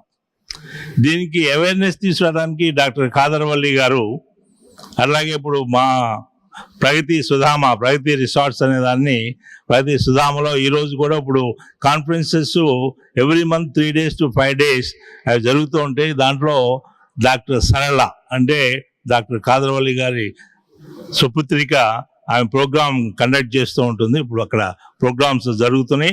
అలాంటి ప్రోగ్రామ్స్లో మనకేంటంటే డీటెయిల్డ్ ఇన్ఫర్మేషన్ మనం ఈచ్ మిల్లెట్ మీద, దాంట్లో పోషక విలువలు ఏంటి, ఏ విధంగా రెసిపీస్ చేయొచ్చు, మనం రైస్తో ఎలా చేస్తామో అన్ని రకాల ఇడ్లీ, వడ, దోశ, మనం పులిహోర ఏదైనా సరే అవి ప్రాక్టికల్గా ఆమె చేసి చూపిస్తుంది. అలాగే వారి అమ్మగారు ఉషా గారు అంటే మిసెస్ కాదర్వల్లి గారు, వారు కూడా వచ్చి ఆ రెసిపీస్ చేయటంలో ఇట్లాంటివన్నీ కూడా మనం ప్రాక్టికల్గా చూడాలి. అది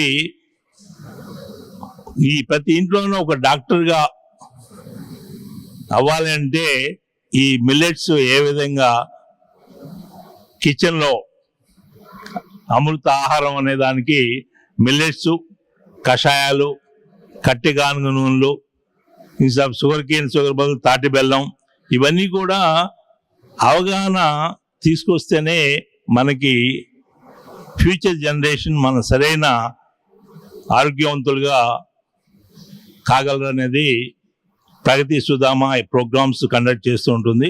ఈరోజు ప్రత్యేకంగా మిల్లెట్స్ గురించి మనం మాట్లాడుకునేటప్పుడు మేము ఇప్పుడు 200 acres మాది మిల్లెట్స్ ఎప్పుడు ఎవ్రీ ఇయర్ వీ కండక్ట్ అది ప్రొడక్షన్ జరుగుతూ ఉంటుంది.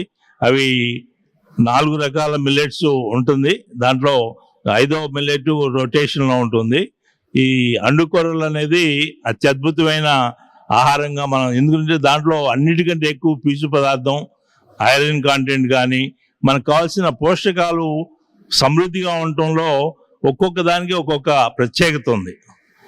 ఈ 5 రకాల మిల్లెట్స్ని మనం వారానికి 2 రోజులు అండుకొర్రలు తీసుకుంటే 3 రోజులు కొర్రలు, మళ్ళీ ఒక రోజు ఇలా మనం చేసుకుంటూ రిపీట్ మనం చేసుకునేటప్పుడు మనకి రుచికి కూడా ఎలా ఏ విధంగా మనకి ఆ ప్రాసెస్, ఆ మిల్లెట్స్ ప్రాసెస్తో దాంతో ఏ విధమైన ఎటువంటి కూరలు చేసుకోవాలి, ఎటువంటి ఇప్పుడు గోంగూర ఉంది, గోంగూర కాంబినేషన్ కొంతమందికి, తోటకూర కాంబినేషన్ కొంతమందికి, దాంట్లో అనేక రకాల పులుసు ఉంటాయి. ఇప్పుడు కూరలు ఇవన్నీ కూడా బ్లెండింగ్ ఆ ప్రాసెస్లో మనం అమృత ఆహారం అనే ప్యాకేజీ తప్పకుండా మనం ప్రమోట్ చేయాలి. 5 రోజులు మన ప్రగతిలో జరుగుతూ ఉంటుంది. దాంట్లో పూర్తి వివరాలు, పోషక విలువలతో పాటుగా ఆ ప్రాసెసింగ్ కూడా ఏదైతే మనం రెసిపీస్ చేస్తాం ఆ రెసిపీస్ డైరెక్ట్గా వారు డాక్టర్ సరళ గారు, వారు సరళ గారి అమ్మ ఉషా గారు అలా చూపిస్తారు. అప్పుడప్పుడు డాక్టర్ కాదర్వల్లి గారు కూడా ఈ ప్రోగ్రాంలో కండక్ట్ చేస్తూ ఉంటారు. వారు కూడా వచ్చి ఒక రోజు ఈ ప్రోగ్రామ్స్ ఇటువంటి వాటికి మనం ఎప్పుడైతే ప్రోత్సాహం చేస్తామో దాని గురించి 10 మందికి తెలిసినప్పుడు తప్పకుండా కన్జంప్షన్ పెరుగుతుంది. కన్జంప్షన్ పెరిగినప్పుడు రైతులు పండించడానికి దానికి విలువ కూడా వాల్యూ యాడెడ్ రావాలంటే ఈ కన్జంప్షన్ ఏ విధంగా చేయొచ్చు, ఇప్పుడు మిల్లెట్స్తో రైస్తో ఎలా చేస్తామో అలాంటి అన్ని చేయటానికి, దాంట్లో ఏ విధంగా రెసిపీ చేయటానికి చిన్న చిన్న ఐడియాస్ అవి తెలుసుకున్నప్పుడు పిల్లలు బాగా నచ్చుతుంది. పిల్లలకి ఎప్పుడైతే నచ్చిందో అప్పుడు మార్కెట్ ఎక్కువ దాన్ని యాక్సెప్ట్ చేస్తుంది. పిల్లలకి అది రకాల మనం ఏదైతే ఇడ్లీ, వడ, దోశ అనే కాకుండా చిరుధాన్యాలతో మనం ఏదైతే చేయగలమో అన్ని రకాలు దాంట్లో టేస్ట్ తీసుకొచ్చే పద్ధతి చాలా అవసరం. ఆ పౌష్టిక విలువలతో పాటుగా ఆ టేస్ట్ ఉన్నప్పుడే మనం ముందుకెళ్ళగలం. మిల్లెట్స్ అనేది ప్రగతి కంటిన్యూగా అది ఆ ప్రాసెస్ చేసి ప్యాకెట్లో సేల్స్ అనేది మీకు 4-5 చోట్ల మీకు సిటీలో కానీ ప్రగతి రిసార్ట్స్లో కానీ ఇవి, దాంతోపాటుగా తాటి బెల్లం, అలాగే రిఫైన్డ్ ఆయిల్స్ అంటే కట్టె గానుగ నూనెలు. కట్టె గానుగ అంటే ఏ కట్టెతో మనం ఆర్పిఎం 1 RPM అంటే బుల్స్తో, బుల్ అంటే మన ఎద్దులతో ఆ కట్టె గానుగ మన దగ్గర కంటిన్యూగా ఆయిల్ ప్రొడ్యూస్ అవుతూ ఉంటుంది. అలాంటి ఆయిల్ ప్రాసెస్ ఎలా చేయాలి, దాన్ని ఏ విధంగా ప్యాకింగ్ చేయాలి, ఇవన్నీ కూడా మార్కెట్లోకి రావాల్సిన పద్ధతిలో మనం చేస్తున్న దాన్ని ప్రోత్సహించాలి. మనం ఎందుకుని హార్ట్ ప్రాబ్లమ్స్, అనేక రకాల రుగ్మతులు, ఇవన్నీ కారణం ఏంటంటే అన్నీ మేము మిల్లెట్స్ తీసుకుంటున్నాం, మేము అయినా కూడా మాకు ప్రాబ్లమ్స్ వస్తున్నాయి అంటే ఆయిల్ కూడా చాలా రిఫైన్డ్ ఆయిల్స్ అనేది చాలా ప్రమాదకరమైనవి. దాని బదులు మనం ఈ పర్టికులర్గా ఈ కట్టె కూడా మన దగ్గర ఎలాంటిదంటే దెస్సిన్ కట్టె, దీంట్లో విషాన్ని కూడా హరించే దెస్సిన్ కట్టె, అలాంటి గానుగులను మనం తయారు చేసాం. అలాంటివి ప్రతి విలేజ్లోనూ 2-3 ఈ కట్టె గానుగులు ఉంటే ఈ వేరుశనగ కానీ, నువ్వులు కానీ, కుసుములు కానీ, అనేక రకాల మనం ఏదైతే ఆయిల్స్ తీసుకున్నా మన ఊళ్ళోనే ఇవి తయారవ్వాలి. అప్పుడే మన ఆరోగ్యానికి బాగుంటుంది. ఈ 4 రకాలు మన షుగర్ అనేది ప్రతి దాంట్లో షుగర్ తీసుకుంటున్నాం, షుగర్తో డయాబెటీస్ వస్తుంది, అనేక రకాల రుగ్మతులు, వీటన్నిటికి కారణం మనం ఇవన్నీ. వీటితో పాటుగా ఈ 4 మిల్లెట్స్, కషాయాలు అంటే మనకు ఒక విధమైన ఒక సంస్కృతిలో, మనం భారతీయ సంస్కృతిలో కాషాయం అనేవాడు. కషాయం అనేది అది ఆకులతో హెర్బల్ మెడిసినల్, లైక్ తులసి, మింట్ తులసి, కర్పూర తులసి, అనేక తులసిలు ఉన్నాయి. అలాగే మీకు అనేక రకాల ఔషధులు ఉన్నాయి. ఈ ఔషధులు ఏ విధంగా మనం వేడి నీళ్ళలో మరిగించిన నీళ్ళలో ఒక 1 minute లో మనం ఏదైతే స్టవ్ ఆపేసి ఈ ఆకులు హెర్బ్స్ ఏదైతే వేస్తామో దాని మీద మూత పెట్టి 3 minutes దాన్ని అట్టిపెట్టడం వలన essence of the herbs medicine values దాంట్లో ఉండి అవి మనకి ఇన్స్టా కాఫీ, టీ, ఈ కషాయాలు, కట్టెగాను నూనెలు, తాటి బెల్లం, ఈత బెల్లం, జీలుగు బెల్లం. మనం బెల్లం అనేదానికి మనకు వచ్చింది షుగర్ నుంచి వచ్చేదే మనకి ఎక్కువ మార్కెట్లో అది కనిపిస్తుంది. అది రుచి దానికంటే ఇంకా రుచిగా ఉండేది మన ఈత బెల్లంతో మనం చూడొచ్చు. జీలుగు బెల్లం, జీలుగు అనేది ఫిష్ టైల్ పామ్ అంటారు. కనీసం 100 liters మీకు పర్ డే ఒక చెట్టు 100 liters ఇస్తుంది. 8 లీటర్లకి 1 kg దాని షుగర్ లాగా మనకి ఈ తాటి బెల్లం ఈత బెల్లం లాగా జీలుగు బెల్లం వస్తుంది. మీరు ఒక్క చెట్టు ఇంట్లో ఉంటే మీరు లక్షాధికారి అయినట్టే. ఒక్క చెట్టు ఉంటేనే లక్షాధికారి. ఎందుకంటే అట్లీస్ట్ 110 days మీకు 100 liters పర్ డే ఇస్తున్నప్పుడు మీరు చూడండి. అది నీరాగా కూడా తీసుకోవచ్చు. నీరా అంటే మీకు తెలుసు కదా, ఏది కళ్ళుకు ముందు అది చాలా చాలా ఆరోగ్యవంతమైంది. మనం ఎప్పుడైతే పెర్మిటేషన్ అవుతుందో అప్పుడు కళ్ళు అవుతుంది. బిఫోర్ పెర్మిటేషను దాంట్లో కొద్దిగా ఐస్ చేయటం, లేకపోతే పొద్దున్నే బిఫోర్ సూర్యుడు ఉదయించే ముందే దాన్ని తీసుకోవటం, ఇట్లాంటివన్నీ కూడా పాత రోజుల్లో ఆరోగ్యవంతంగా ఉండటానికి ఈ 4 రకాలు వాడేవారు. ఇప్పుడు ఈ 4 మనకి అరుదైపోయింది. ఏమిటి? మిల్లెట్స్, కషాయాలు, కట్టెగాను నూనెలు, తాటి బెల్లం, ఈత బెల్లం, జీలుగు బెల్లం, ఏదైనా. ఇవి ప్రతి విలేజ్లోనూ అది స్టార్ట్ అయితేనే అది ఇన్కమ్ జనరేషన్ అక్కడ ఉంటుంది. అది ఇన్కమ్ జనరేషన్ ఎప్పుడు వస్తుంది? సిటీస్లో మనం కన్జంప్షన్ మన మార్పు రావాలి. దాంతో పర్యావరణంలో మార్పు వస్తుంది. ఇప్పుడు ఈరోజు అతివృష్టి, అనావృష్టి, ఇట్లాంటి కారణం ఏంటంటే consumption of water. Consumption of resources, అంటే మనకుండే భూమి కానీ వాటర్ కానీ ఈ వనరులు ఏవైతే ఉన్నాయో వాటిని విపరీతంగా వాడేసుకుంటున్నాం. అతివృష్టి అనావృష్టి రావడానికి కారణం ఏంటంటే ఇది ఒకటే. దాంతోనే అనారోగ్యాలు. మనం సిటీని, హైదరాబాద్ సిటీ ఏంటంటే హెల్త్ సిటీ అంటారు. నాకు ఆశ్చర్యం, హెల్త్ సిటీ ఏంటంటే ప్రతి రోడ్కి ఒక హాస్పిటల్ ఉంటే హెల్త్ సిటీ అని. హెల్త్ సిటీ అంటే హాస్పిటల్స్ ఉంటే హెల్త్ సిటీ కాదు. ఎప్పుడైతే హాస్పిటల్స్ లేకుండా ఉంటాయో దాన్ని హెల్త్ సిటీ అంటారు. అట్లాంటిది పేరు మార్చుకోవటంలో, మసిపూసి మారేడికాయ చేయటంలో ఈరోజు మనం అన్ని ఈ కెమికల్ ప్రోడక్ట్స్ మన చాలా దారుణంగా మన పర్యావరణాన్ని ముప్పు తీసుకురావటమే కాకుండా మన అనారోగ్యానికి కూడా కారణం అవుతుంది.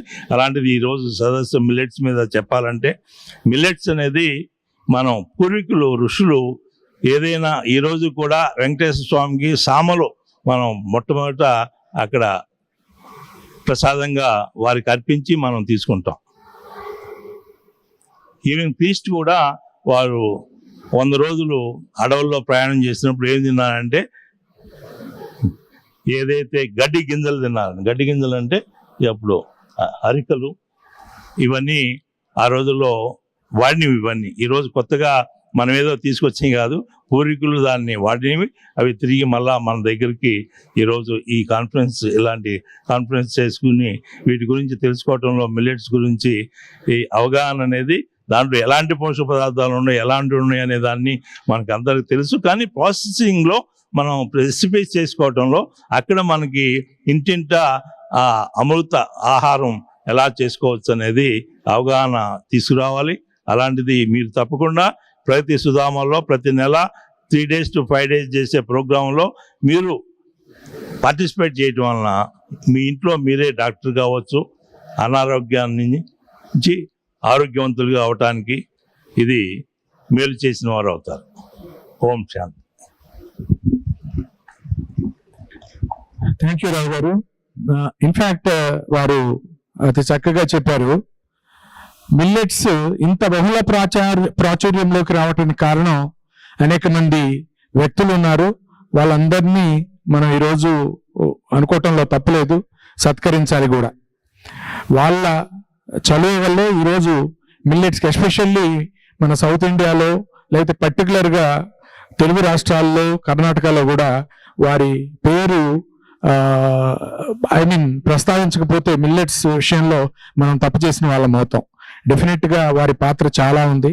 అలాగే వారి అనుయాయులుగా జీవి రావు గారు, తర్వాత వెంకటేశ్వరరావు గారు, ఇలాంటి వాళ్ళు కూడా అనేక ఉద్బోధనలు చేసి అనేక వేదికల్లో ఈ విషయాన్ని చెప్తూ బాగా ప్రాచుర్యం తీసుకొచ్చారు. అది ఒక ఎత్తైతే మిల్లెట్స్ అనేది మీరు వినే ఉన్నారు. ఈ 2 సెషన్స్లో సుమారుగా 21 రాష్ట్రాల్లో పండిస్తారు. ప్రధానంగా ఒక 8 రాష్ట్రాల్లో పండిస్తారు. మన ప్రిన్సిపల్ సెక్రటరీ గారు వెళ్తూ చెప్పినట్లు తెలంగాణ రాష్ట్రం చివరిలో ఉంది. కానీ అనువైన పరిస్థితుల్లో తెలంగాణ రాష్ట్రం చాలా ముందుంది. ఇటువంటి పరిస్థితుల్లో మన కషాయాల నుంచి, లేకపోతే చిన్న బ్రేక్ఫాస్ట్ ఫుడ్స్ నుంచి, లేకపోతే రాగి సంగటి, రాగి జావా నుంచి మనం ఎంతో ముందుకు వెళ్లాల్సిన అవసరం ఉంది. అంటే వాల్యూ ఎడిషన్ అంటారు. ఈ వాల్యూ ఎడిషన్ చేయకపోతే మనం దీని గురించి మాట్లాడుకోవాల్సిన అవసరం లేదు. మనకి ఇప్పుడున్న మిల్లెట్స్ మనం తినే వాళ్లకు సరిపోతుంది. రైస్ కాంపౌండ్ గ్రోత్ రేటు 2.5% ఉంది సంవత్సరం నుంచి సంవత్సరానికి. అదే మిల్లెట్స్ 20% ఉంది. అంటే 10 అంతల గ్రోత్ ఉంది మిల్లెట్స్ వాడకం. దాని డిమాండ్ ఇయర్ ఆన్ ఇయర్ అంత 20 అంటే సుమారుగా 10 రెట్లు ఉందన్నమాట. దట్టు అది అర్బన్ ఏరియాస్ లో ఉంది. అంటే దీంట్లో ఏదో ఉందని గుర్తించారు. అంటే నేనైతే అశాస్త్రీయంగా క్యాన్సర్ నయం చేస్తుంది, గాయటర్ నయం చేస్తుంది, లివర్ జబ్బులు నయం చేస్తుంది అని చెప్పలేను. కానీ బట్ మీరు ఫస్ట్ సెషన్లో మీరు చూశారు గ్లైసెమిక్ ఇండెక్స్ గురించి మన రీసెర్చ్ ఇన్స్టిట్యూట్స్ అన్ని చేసినాయి. అది చాలా గ్లైసిమిక్ ఇండెక్స్ చాలా తక్కువ కాబట్టి మిల్లెట్స్ ఆరోగ్యంలో చాలా పాత్ర వహిస్తాయి. అలాగే దాంట్లో మైక్రోన్యూట్రియంట్స్ ఉన్నాయి. అలాగే ఫైబర్ చాలా ఎక్కువ ఉంది కాబట్టి డీజనరేషన్ ని ఆపుతుంది. సో ఇలాంటివన్నీ కూడా శాస్త్రీయంగా నిరూపితమయ్యాయి. వాటిని ఫర్దర్ గా కూడా బయో అవైలబిలిటీ స్టడీ చేస్తున్నారు. సో ఇది ఇంకొక దృక్పథము మిల్లెట్స్ ని ముందుకు తీసుకుపోవడానికి అనువైన పరిస్థితులను కల్పించటం. సో మీరు ఇందాక చెప్పినట్టు వాల్యూ ఎడిషన్ లో ఒక ఆహార పదార్థాలే కాకుండా అది మిల్లెట్ జనరేషన్ 1 అనుకుంటే మిల్లెట్ జనరేషన్ 2లోకి కూడా పోవాల్సిన ఆవశ్యకత ఉంది.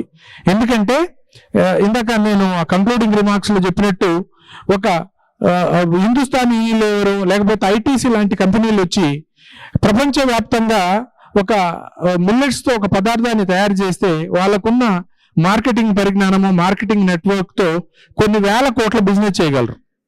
అలాగే వాళ్ళకి అంత పెద్ద మిల్లెట్స్ ఆవశ్యకత ఉంటుంది. కాబట్టి అన్ని రాష్ట్రాల్లో కూడా రైతుల్ని ప్రోద్బలం చేసి మిల్లెట్స్ పండించగలుగుతారు, మంచి రేటు కూడా ఇవ్వగలుగుతారు. సో అటువంటి అవకాశాలు ఉంటేనే మిల్లెట్స్ కి కరెక్ట్ మెయిన్ స్ట్రీమింగ్ అని చెప్పి నా ఉద్దేశం. ఇంకా అలాగే కాకుండా ఇంకా ఇప్పుడు మన జీవరావు గారు ప్రస్తావించినట్లు ఈ మిల్లెట్స్ ఒక మార్కెటింగ్ వ్యవస్థ కూడా చాలా అవసరం. ఎందుకంటే ఇండివిజువల్ గా వ్యక్తిగతంగా ఎవరు చేయలేరు. వ్యక్తిగతంగా వాళ్ళు ఒక షాప్ పెట్టగలరు, 4 షాపులు పెట్టగలరు. కానీ దేశవ్యాప్తంగా లేకపోతే అంతర్జాతీయంగా వీటిని చేయాలా అంటే డెఫినెట్ గా ఇది మన ఇతర ధాన్యాలకు ఉన్నట్టు దీనికి ఒక ఆర్గనైజ్డ్ వ్యవస్థ, ఒక వ్యవస్థీకృతం అవ్వాలి. ఆర్గనైజ్డ్ గా చేస్తేనే గానీ వీటిని బయటికి తీసుకుపోవడానికి అవకాశం ఉండదు. అక్కడ భారత ప్రభుత్వం తరపున చాలా కృషి చేస్తా ఉంది. వాళ్ళు అన్ని దేశాల్లో కూడా మిల్లెట్స్ అవేర్నెస్ గురించి చేస్తున్నారు. ఇప్పుడు ఇందాక ఫుడ్ ప్రాసెసింగ్ మినిస్ట్రీ చెప్పినట్టు 30 ప్రదేశాల్లో భారతదేశం అంతటా వాళ్ళు ఇలాంటి వేదికలు తయారు చేస్తున్నారు. సో ఈ అవేర్నెస్ నిజంగా రైతులకు కూడా ఎంకరేజ్మెంట్ ఉంటుంది. దాంతో పాటు రాష్ట్ర ప్రభుత్వాలు, కేంద్ర ప్రభుత్వాలు రైతులకి ఏదైనా ఇన్సెంటివైజ్ చేస్తే వాళ్ళకు కూడా అది మోటివేషన్ ఎక్కువ పండించడానికి అవకాశం ఉంటుంది. తర్వాత మీరు ఏమన్నా చెప్పాలా? మిల్లెట్స్ లో మీకు మొట్టమొదటిగా మీరు ప్రతి ఇంట్లోనూ చేసుకోవాల్సింది ఏంటంటే అంబలి అనేది మీరు ఒకసారి టేస్ట్ చేస్తే అన్ని రోగాలకి ఫుల్ స్టాప్ అనేది అంబలి అంత అద్భుతమైనది. ఏంటంటే ఫెర్మెంటేషన్. అంబలి అంటే ఏం లేదు, మన ఏదైతే మిల్లెట్స్ ఉన్నాయో వాటిని నానబెట్టి పౌడర్ చేసి దాన్ని మళ్ళీ ఉడికించి మనం ఒక రాత్రి అయినా 12 గంటలైనా దాన్ని పులవబెట్టగలిగితే అది దాంట్లో ఉన్న మైక్రోబ్స్ కానీ దాంట్లో వచ్చే విటమిన్స్ కానీ 1000 times పెరుగుతుంది. మనం ఎప్పుడైతే అందులో పుల్ల మజ్జిగ అంటాం, అది సద్దన్నం, ఇవన్నీ ఎలాగో ఈ మిల్లెట్స్తో అంబలి అనేది అత్యద్భుతమైంది. దాన్ని ప్రమోట్ చేయగలిగితే certainly the future of India అన్న ప్రపంచానికి మార్గదర్శకంగా చేయడానికి ద బెస్ట్ ప్రోడక్ట్ ఇస్ అంబలి. అంటే ఫెర్మెంటేషన్ లో ప్రోబయాటిక్స్ పెరుగుతాయండి. ఆ ప్రోబయాటిక్స్ గట్ హెల్త్ కి చాలా హెల్ప్ చేస్తారు. యాక్చువల్గా millets it self is a prebiotic. వాటిని ఫెర్మెంట్ చేయటం వల్ల ప్రోబయాటిక్స్ ఉత్పత్తి అయిపోయి గట్ హెల్త్ కు ఉపయోగపడుతుంది. చాలా సింపుల్. ప్రతిదానికి ఒక శాస్త్రీయత ఉంది. దాన్ని మనము కన్జ్యూమర్ కి అఫ్ కోర్స్ సార్ చెప్పే ఇవంతా కూడా ఇంకొకసారి కన్జ్యూమర్స్ వేదికగా వాళ్ళని టార్గెట్ గా మనం ఇంకొక కాన్ఫరెన్స్ లో ఇవన్నీ చెప్పొచ్చు. బట్ ఇప్పుడు బేసిక్ గా ఇది ఫార్మర్స్ ని ఉద్దేశించి చేసింది కాబట్టి ఉత్పత్తి పెంచడానికి అనువైన సిచ్యువేషన్స్ క్రియేట్ చేసేదానికి వివిధ స్టేక్ హోల్డర్స్ ఏం చేస్తున్నారు అని చెప్పడం ప్రధాన ఉద్దేశం. అలాగే ఇప్పుడు మాతో పాటు mister Subhajit Saha, head legal and IPR, resolute group and founder resolute for IP. ఈరోజు you know all how important intellectual property registration all that is. So today millet is an upcoming food ingredient or food grain, and many people are doing innovative things. Lot of things ఇప్పుడు sir చెప్పినట్టు అంబలిని there is one cult ఒకటి Japan drink ఉంది, Japan drink ఉంది, అది వే liquid నుంచి తయారు చేస్తారు. అది ఇప్పుడు ఇంటర్నేషనల్లీ ఫేమస్. సింపుల్, జీవిరావు గారు చెప్పింది అది ఒకటే. The thing is same and what it contains is the same. So ఇట్లాంటిది ఎవరన్నా తయారు చేసి, ఇందాక ఒకరు టెట్రా ప్యాక్ లో ఐ థింక్ మిల్లెట్ డ్రింక్ తయారు చేశారు, which is it self is innovation.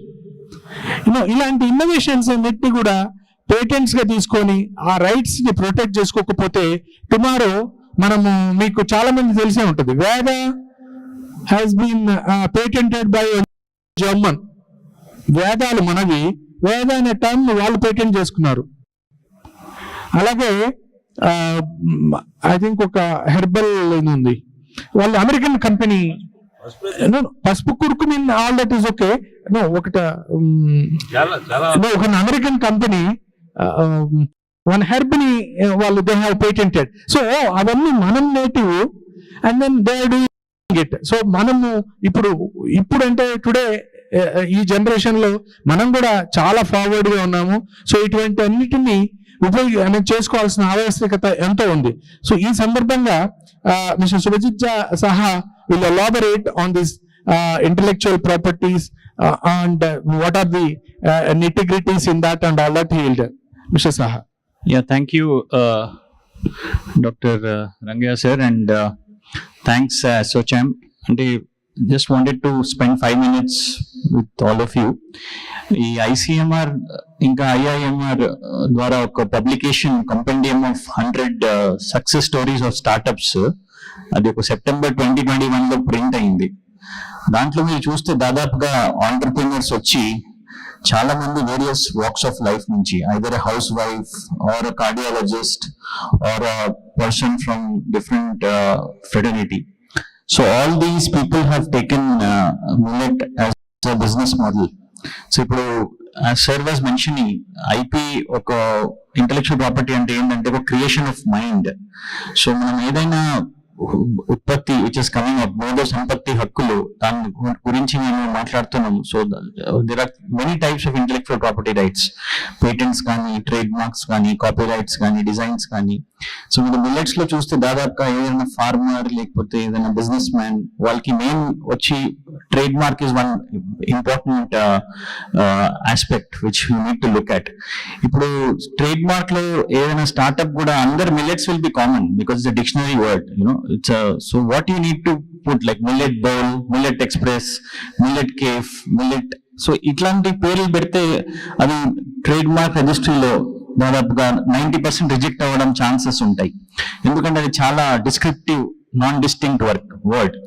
So you should, మీరు ఏదైనా వర్డ్స్ మిల్లెట్ గురించి ఏదైనా మీరు న్యూ ప్రాసెస్, ప్రోడక్ట్స్, బ్రాండ్స్ ఆవిష్కరణ చేస్తే దానికి కొంచెం arbitrary, fancy, innovative word coin చేయాలి. మనం యాపిల్ కంప్యూటర్స్ కి ఎవరైనా, it's totally different. Nobody is ever thought that Apple and computers will gel, Kodak కెమెరాకి. సో అలాంటి థాట్ ప్రాసెస్ పెట్టి మీరు ఏదైనా పేరు మీ ఆవిష్కారం చేస్తే ఆ పేరు మీకు యూనిక్ గా డిస్టింగ్ అయ్యి మీ మార్కెట్ లో ఇది stand out. So that is point 1 actually. So whenever you are planning ఏదైనా మీ బ్రాండ్, మీ ఆవిష్కారం నుంచి మీ బ్రాండ్ పేరు పెట్టాలనుకోండి, ఆ పేరు కొంచెం డిస్టింక్ట్ గా ఉండాలి. So that nobody can challenge on relative and absolute grounds. అది ఒక పాయింట్. సెకండ్ వచ్చి ఇప్పుడు చాలా ప్రాసెసింగ్ ఇండస్ట్రీస్ వచ్చేసినాయి మిల్లెట్ కి. Different types of millets we are seeing. So there is lot of equipments, చిన్న size, medium size and all. So these are all machines which will be sold in the market. So if you have a new design of a machine, మీకు అది industrial design కింద మీకు file చేయొచ్చు, మీకు user advantage రావచ్చు. So మీరు ఆ ఇంకో element of IP you can tap. So I've seen lot of millet processing industries having new designs of equipments which actually will help you. So adi oka form of IP where startups and people who are into processing industry can tap. Inka last IP vachi oka patent. Patent ante endante oka invention ki edaina innovative process a product meeku vaste daniki novelty, industrial applicability, ఇంకా inventive step ఉండాలి. ఈ 3 criteria మీరు satisfy చేస్తే ఏదైనా product, ఇప్పుడు ఉన్న సంబల్పూర్ ఒడిస్సా యూనివర్సిటీలో ఒక కేక్ బేస్డ్ మిల్లెట్ ప్రోడక్ట్ కి పేటెంట్ వచ్చింది మొన్న 2022లో. సో ఇప్పుడు 20 years ఆ రైట్ వాళ్ళకే ఉంది. So what ever they sell the revenue they will be getting royalties from that. Tamil Nadu agriculture university they have made a premix of millet powder. So అట్లా చాలా processes, new ingredients తోటి nutritious value, therapeutic value ఏదైనా మీరు innovate చేస్తే దానికి patentability ఉందా లేదా అది మీరు చూసి ఫస్ట్ మూవర్ అడ్వాంటేజ్ చేసి ఒక పేటెంట్ ఫైల్ చేస్తే you can have a good way of branding yourself. So that is another form of intellectual property rights. The last one ఏంటంటే ఒకటి which you can feel is trades is copyrights. ఇప్పుడు చాలా మంది best practices చేస్తూ ఉంటారు రైతులు, ఈ field లో ఎంత ప్రొడక్షన్ చేస్తే అంటే if I do that best practices can be made into a compendium and then can be distributed in various vernacular literatures in Telugu, English, Hindi. So that can be a copyright of that farmer. See how I have actually increased the production, or how GBK Rao sir is doing his own story, and how he is actually cultivating these seedlings and the entire plantation. So all this is copyrights. So alanti farmers kuda chudochu. So it is not only about మీరు patents, high tech inventions మాకు అది మేము దాని కింద మేము రాము, మేము ఆలోచించాము, మేము we will not think అని don't think like that. You have various forms of intellectual property rights where people have used. You can use trademark, you can use design, you can use copyrights. ఇంకా if you don't want to use anything, you just have trade secret. ఇప్పుడు trade secret అంటే ఏంటంటే high commercial value ఉంది, but you don't want to share with anybody. ఏదైనా process you want to keep it under cover. But generally the purpose of such a big agriculture is in our agrarian economy is to help the society. So I'm definitely sure that agriculture will never be a trade secret in our country, because to feed millions of people, to come out with new varieties and then help the entire community. So but that also could be looked at ఒక IP క్రితంలో చూడొచ్చు. So మీరు ఈ 3-4 IPRs చూసి మీరు మీ జర్నీలో, మీ innovation జర్నీలో మీరు కొంచెం if you can keep these things in your radar, మీకు ఏదైనా హెల్ప్ ఉంటే పేటెంట్ ఆఫీస్ ఉంటారు, చాలా మంది అటార్నీస్, అడ్వకేట్స్ ఉంటారు, వాళ్ళ ద్వారా మీకు మీ డౌట్స్ క్లియర్ చేయొచ్చు. నాకు ఇది ప్రోడక్ట్ పేరు ఉంది, నాకు ట్రేడ్ మార్క్ వస్తుందా లేదా, రిజిస్ట్రేషన్ అవుతుందా లేదా, లేకపోతే నాకు ఈ కొత్త ప్రోడక్ట్, నేను కొత్త ప్రాసెస్ నేను లాంచ్ చేయబోతున్నా, నేను ఒకవేళ లాంచ్ చేస్తే వేరే వాళ్ళు నాకు కేసు వేస్తారా లేదా, ఎందుకంటే ఆల్రెడీ ఈ ప్రాసెస్ ఉంది మార్కెట్ లో. అది కూడా మనం డిఫెన్సివ్ గా ఆలోచించాలి. అది ఎందుకంటే మీరు ఆ ప్రాసెస్ ఆల్రెడీ ఉందనుకోండి, మీరు అది మ్యానుఫ్యాక్చర్ చేస్తున్నారు, మీరు అది ప్రొడక్షన్ లో ఆల్రెడీ తీసుకొస్తున్నారు, మళ్ళీ మీకు అన్నెసరీగా కేసు, లిటిగేషన్, ఖర్చులు. So which you don't want when you want actually embarking on a beautiful journey of a startup or an entrepreneurship. So that will help you. So do's and don'ts. So that is one thing. And so first thing is always have a good name for your business, which is very, very distinct, non-descriptive, and then think of the technology, and then start using IP to your own leverage, and then have a win-win situation. So that is what I wanted to say, and that is what the message is. Thank you. Thank you, Surajit Garu. You made a very valuable point. Now, ప్రతి ఎప్పుడు కూడా they have got one USP, ఒక unique point ఉంది. Let that be A product, let that be a small primary process, let that be A secondary process. So what mister Subhajit says, ఇలాంటి unique point ని patent చేసుకోండి, trade mark register చేసుకుంటే, అది పేరు కావచ్చు లేకపోతే ప్రాసెస్ కావచ్చు. So that will be for ever. And tomorrow you don't know, same thing can be developed by someone, and then upper popular అవ్వచ్చు, and then they can't take this patent. So itlanti chala jarugutayi in the going forward. So since millet story is now just started growing, this is the best occasion or best time for everyone to make use of this trademark registration, intellectual property protection anamata. Thank you, sir, and thank you, Ragaru. You have enlightened all of us with your experience and all that, and I thank all audience for patient hearing on the session. Thank you very much. Nice of you all.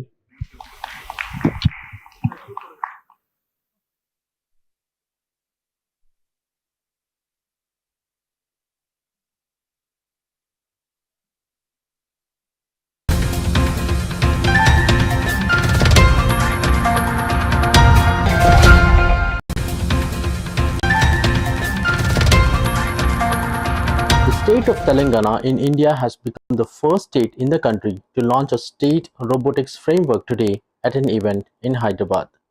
The state aims to create a sustainable robotics ecosystem that supports innovation, entrepreneurship, and research and development.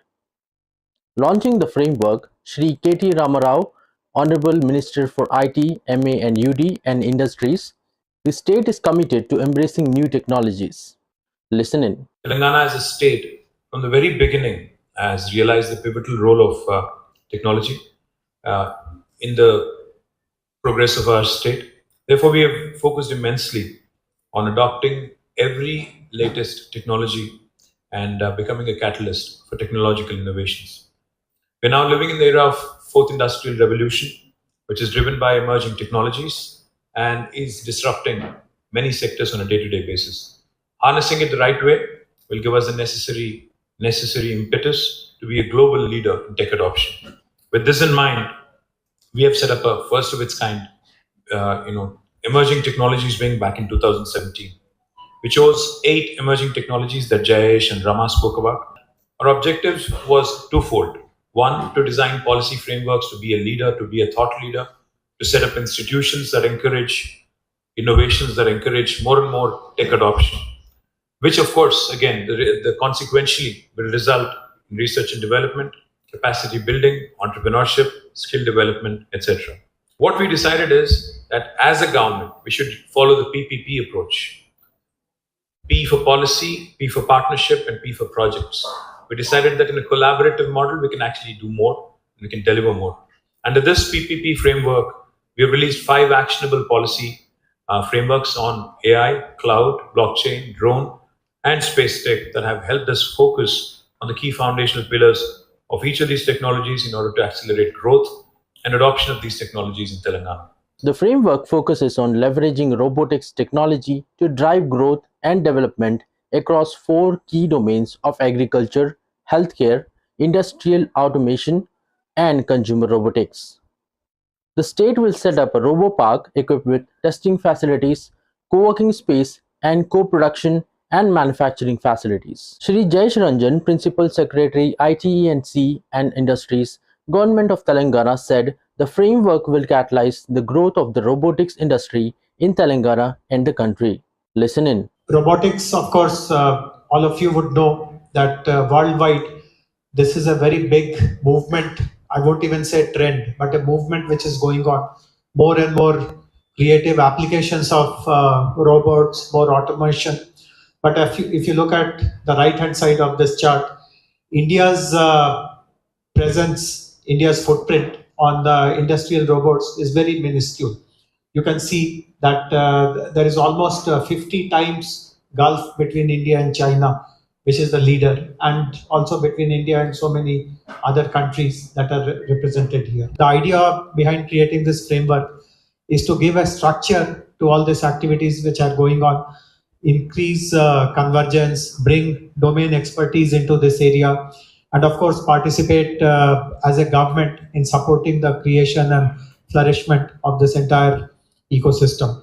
The robotics framework basically will make Telangana a world-class robotics ecosystem.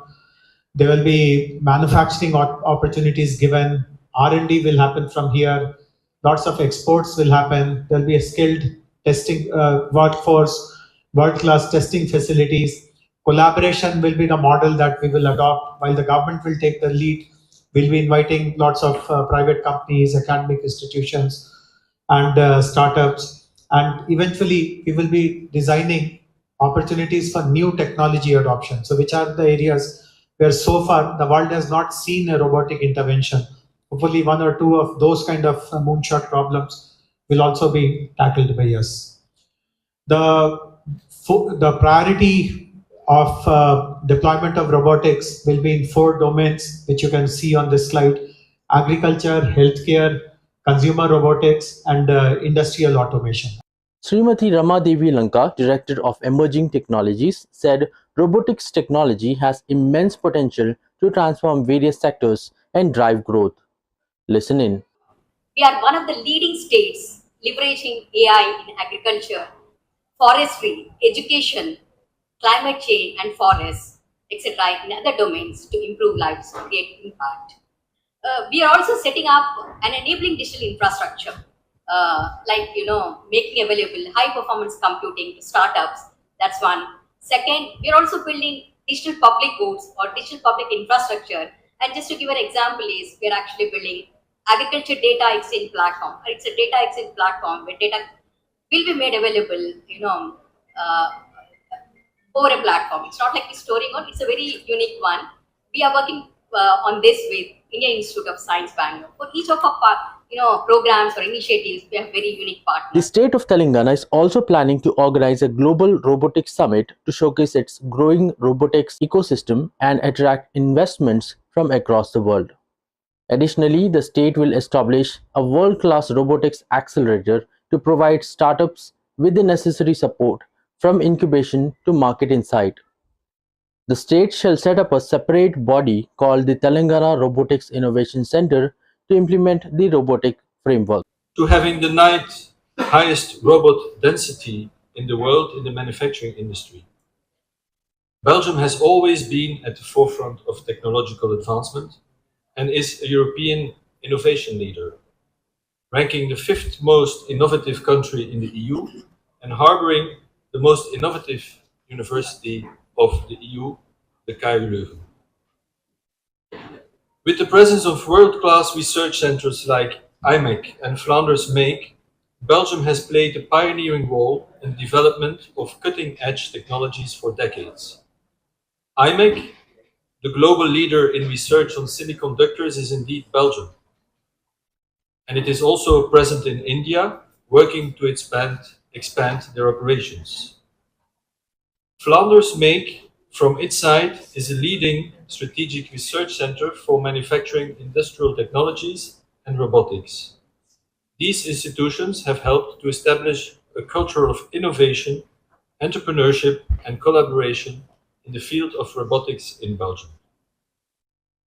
Our robotics framework actually shows many similarities with Telangana's robotics framework, which will be introduced very soon, in a few minutes actually, focusing on educational opportunities to prepare students for careers in robotics, fostering a vibrant startup ecosystem that encourages innovation and entrepreneurship, and stimulating a collaborative research environment that brings together academia, industry, and government.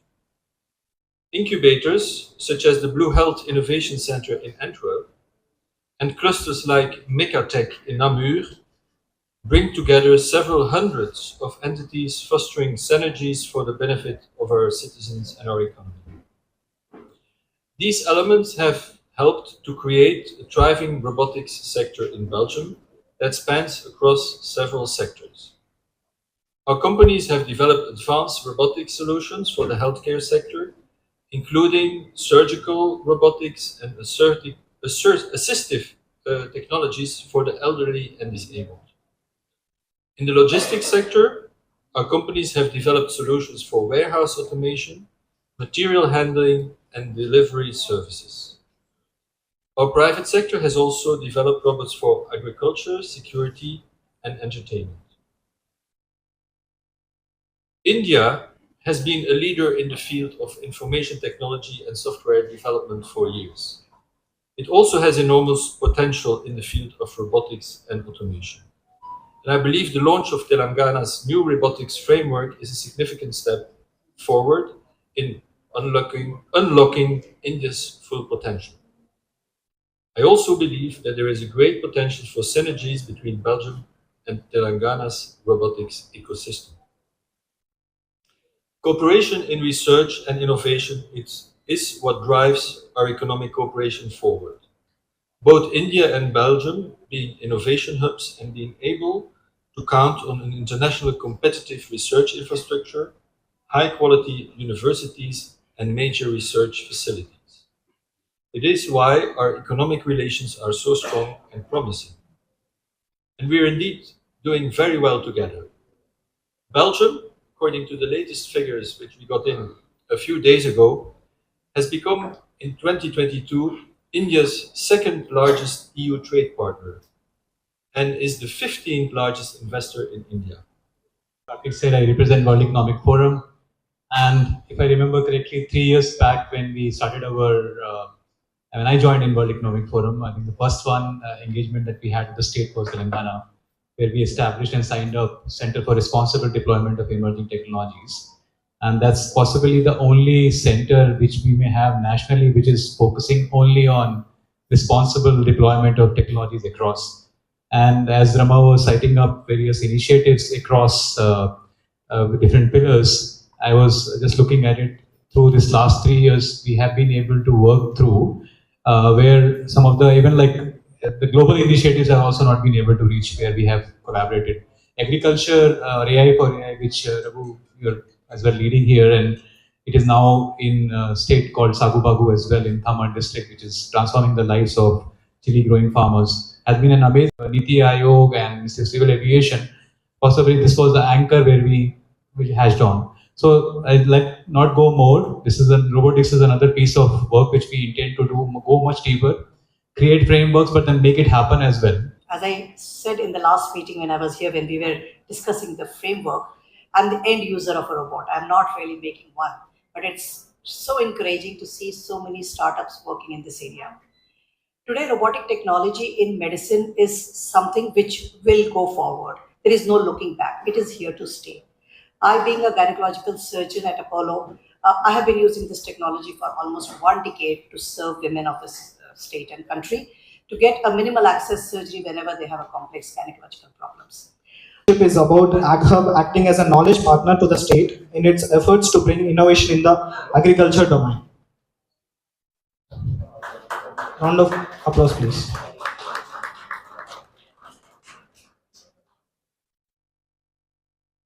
A round of applause, please.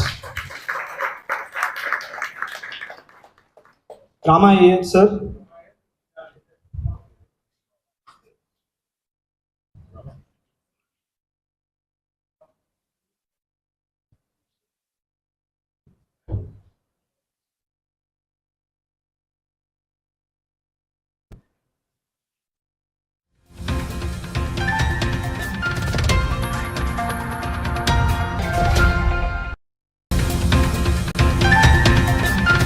To begin with, may I request Mr. V.V. Ramaraju, Co-Chairman, FICCI Telangana State Council, to deliver the formal welcome address. A very warm welcome to the Northeast Roadshow here in the beautiful city of Hyderabad, in the vibrant state of the Telangana. I am truly privileged and honored to have this opportunity to welcome such an esteemed gathering for this initiative. We are here today in anticipation of the upcoming Northeast Global Investor Summit. This summit, organized by the Ministry of Department of the Northeastern Region, shortly called DONOR. This is aiming to showcase the tremendous business potential that the Northeastern states possess. And it also presents an incredible opportunity for all of us to explore and capitalize the tremendous prospects that are available and possessed by the region. I am also delighted to announce that FICCI, the Federation of Indian Chamber of Commerce and Industry, is proud to be a partner of this ministry in this unique initiative. The region, Northeast region, with its 8 states, boasting immense cultural diversity and breathtaking landscapes, it's a treasure of trove of untapped potential. It is also a region where tradition and modernity blend seamlessly, creating a unique and vibrant business environment. The business location of the Northeast, sharing international borders like Bhutan, China, Myanmar and Bangladesh, provides a unique advantage for trade, connectivity and investment. It serves as a gateway to the Southeast Asian markets, opening up avenues to cross-border collaborations and economic growth. To add to this, furthermore, the Northeast is blessed with abundant natural resources, ranging from hydrocarbons and minerals to fertile agricultural lands and pristine forests. These resources present tremendous avenues for growth, particularly in sectors like energy, mining, agriculture, food processing, pharmaceuticals, textiles and handlooms, tourism, and infrastructure development. These opportunities within the sectors are vast and waiting to be tapped, explored, and harnessed for the betterment of the region and its people. Today we are honored to have the presence of these esteemed guests who have graced us with their distinguished experience and presence. Mr. Moses Chalaya, Secretary of the Northeastern Council, brings with him the wealth of knowledge and experience in driving this development of this region. We also have the privilege of welcoming Harpreet Singh, Joint Secretary, Minister of Donor, with his expertise and dedication for this initiative has been instrumental in advancing the goals of the Northeastern region. In addition to, we are joined by senior officials from the 7 northern states. We have been working tirelessly to create an enabling environment and ecosystem for the business and investment. Their presence here today gives us and shows us that government is commitment in improving, supporting and promoting the Northeastern region as a thriving business destination. It is also a testament to the vision and determination of our leaders to harness the vast potential of the Northeast region and create a robust economic environment and ecosystem that fosters inclusive growth and development. Ladies and gentlemen, we have a unique opportunity before us today. By exploring business opportunities in the Northeast, we can also expand, not only expanding it, but also venturing into other joint ventures, but also to contribute to social economic development of the region. The Northeastern region states eagerly waiting to welcome investors, entrepreneurs, and collaborators who can help unleash their true potential and create a win-win scenario for all the stakeholders. The roadshow here today serves as a platform for dialogue, collaboration, and knowledge sharing. It is also an occasion to connect and engage with the key stakeholders, understand the investment climate and environment, and forge meaningful partnerships.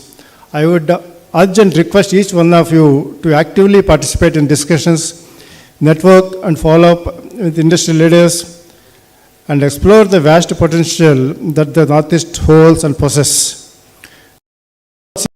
This opportunity to create lasting partnerships and continue to the growth of the Northeastern region. Heartfelt welcome to all the distinguished guests present here today. Your presence here signifies your belief in the immense opportunity that the Northeast offers. Thank you for being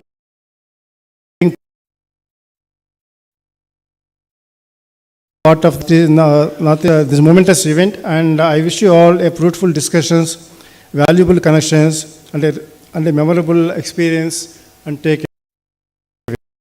Thank you very much. I would now like to invite Mr. Harpreet Singh, Joint Secretary, Ministry of to kindly make the theme presentation. This by way of introduction to the Northeast. Most important guests of today, the business champions, prospective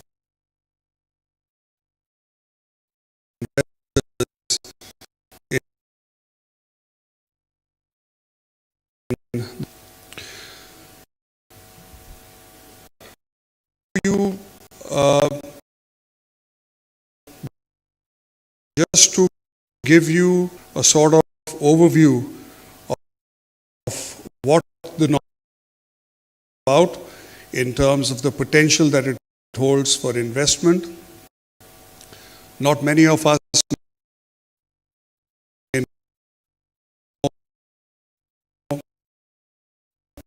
as one should, I guess.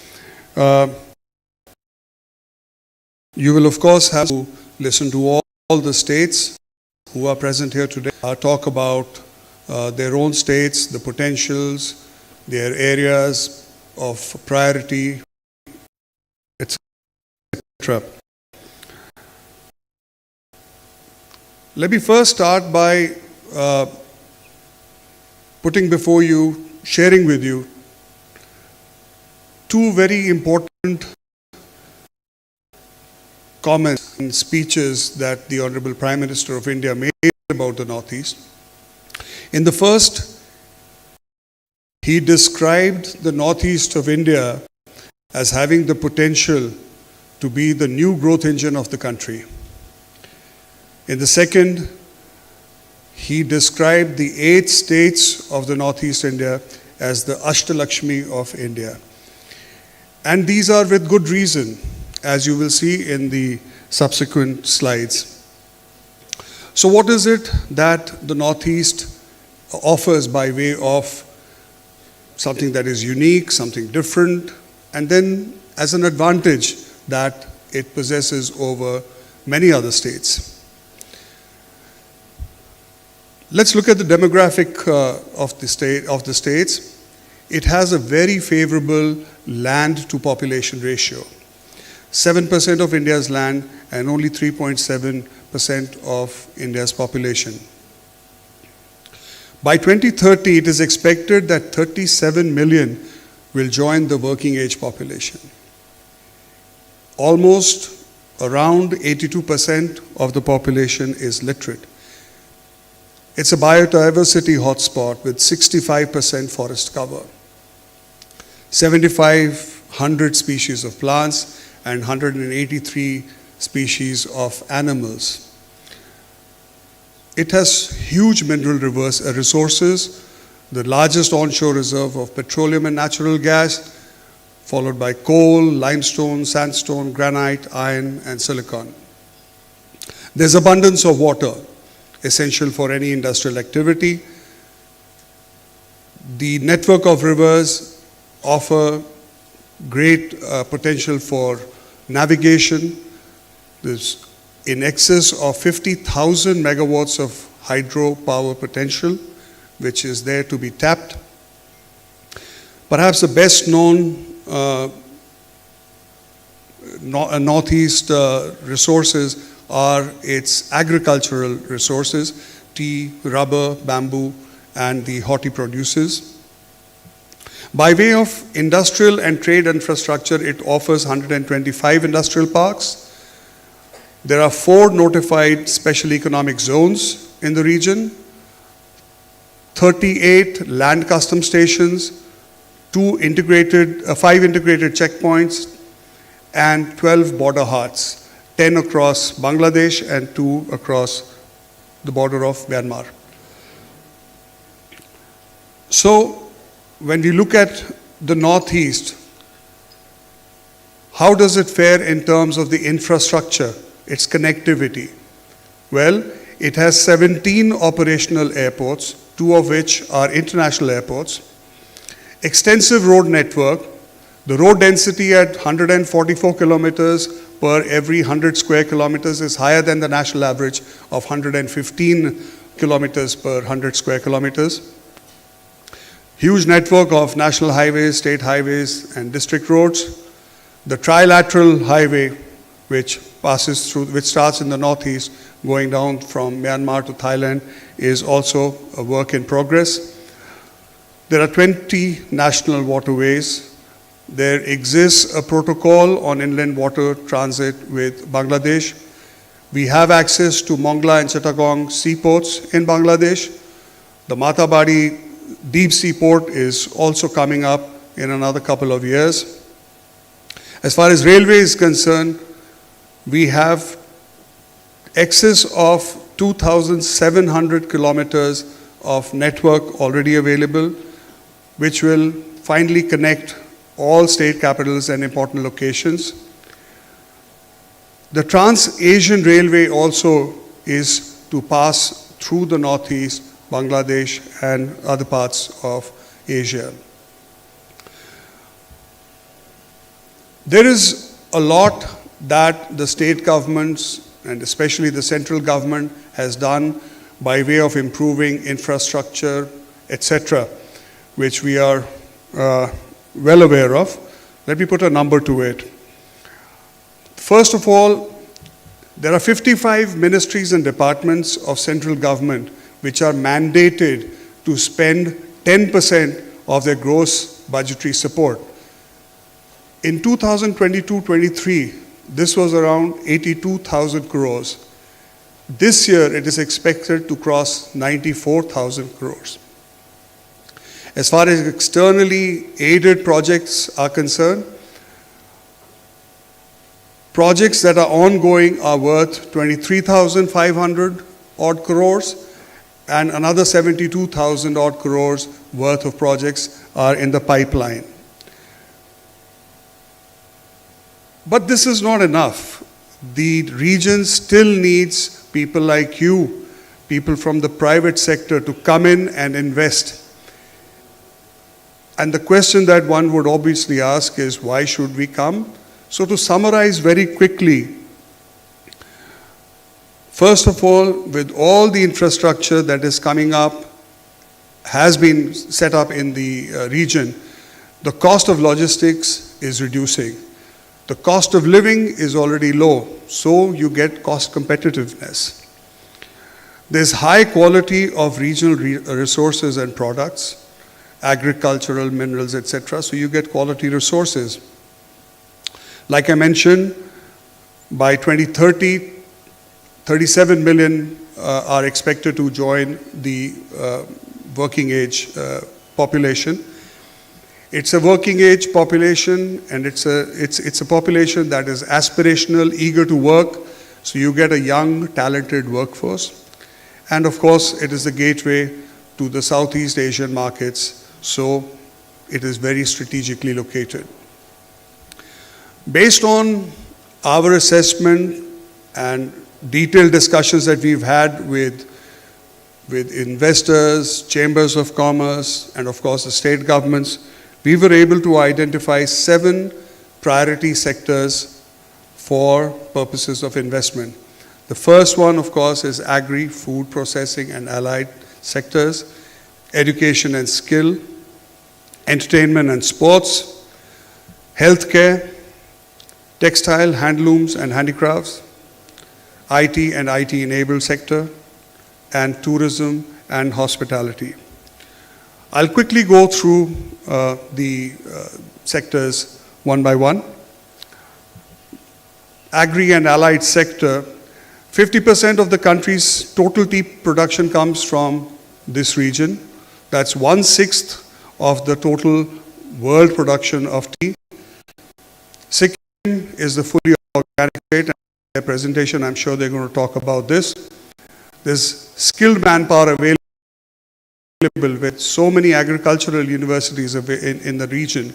There's a huge pool of skilled manpower available. Infrastructure, medicinal plants with over 40% of India's total endemic plant species available in the region. And produce, of course, like bamboo, rubber, tea, spices, flowers, fruits, etc. So what are the opportunities that these offer? There is opportunity in food processing, especially of vegetables, fruits, spices, etc. Post-harvest and cold chain infrastructure. Agricultural inputs, rubber and bamboo processing, breweries and distilleries. So the challenge here is to how best evacuate the produce of the region to other parts of the country and beyond. So this is the opportunities that are available here. Education and skill, like I mentioned, high literacy rate. There are many institutions of national importance, with the IITs, IIMs, NITs available in the region. There are 72 Pradhan Mantri Kaushal Kendras, which have trained 13.6 lakh trainees from 2016. There's a Northeast Skill Center that has been established in Assam. There's an Assam Skill University, and Another one, I believe, that is being set up in Tripura.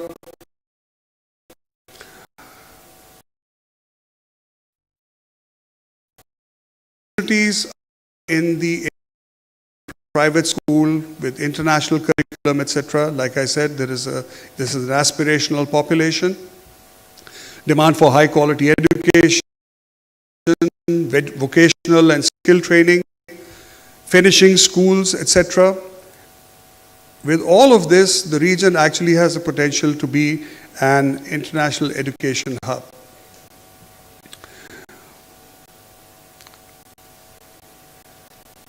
Entertainment and sports. This is another emerging sector which is very popular, sports, entertainment, very popular in the Northeast, and rightly so that it is being called the sporting powerhouse of the country. As an industry, sports as an industry has been recognized in Mizoram. There are traditional theaters and a vibrant film industry. You would be aware of the Assam, the Manipur, Mizoram, so many movies that have come out which have been recognized internationally. It is known as the land of festivals, with the better known ones being the Hornbill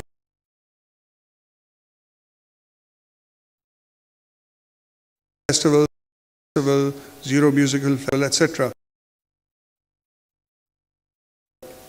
So the opportunities here are to set up sports academies, management of professional sports, setting up of film studios, filmmaking, and curating new festivals around music and culture, not just in the region, but taking artists and the other parts of the country. Virtual reality, animation, and gaming is another region, is another area which, as far as healthcare is concerned, Sikkim have already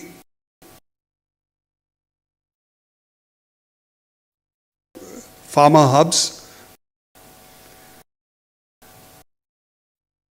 A large number of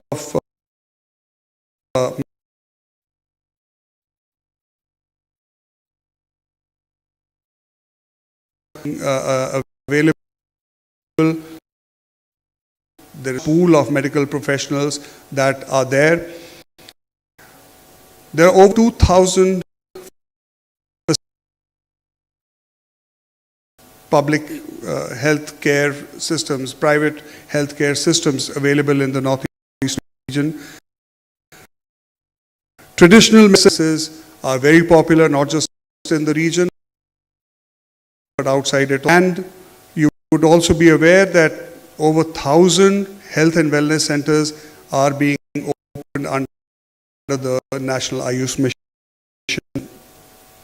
So again, pharmaceuticals and medical manufacturing devices is one area where opportunities are available. Medical value tourism, telemedicine, medical education, hospitals and diagnostics, and critical care facilities. IT and IT-enabled sectors. You would be aware that the third international internet gateway has been set up in Agartala. There are IT parks available in Assam, Meghalaya, Tripura, and Manipur. There's a special economic zone for IT coming up in Imphal.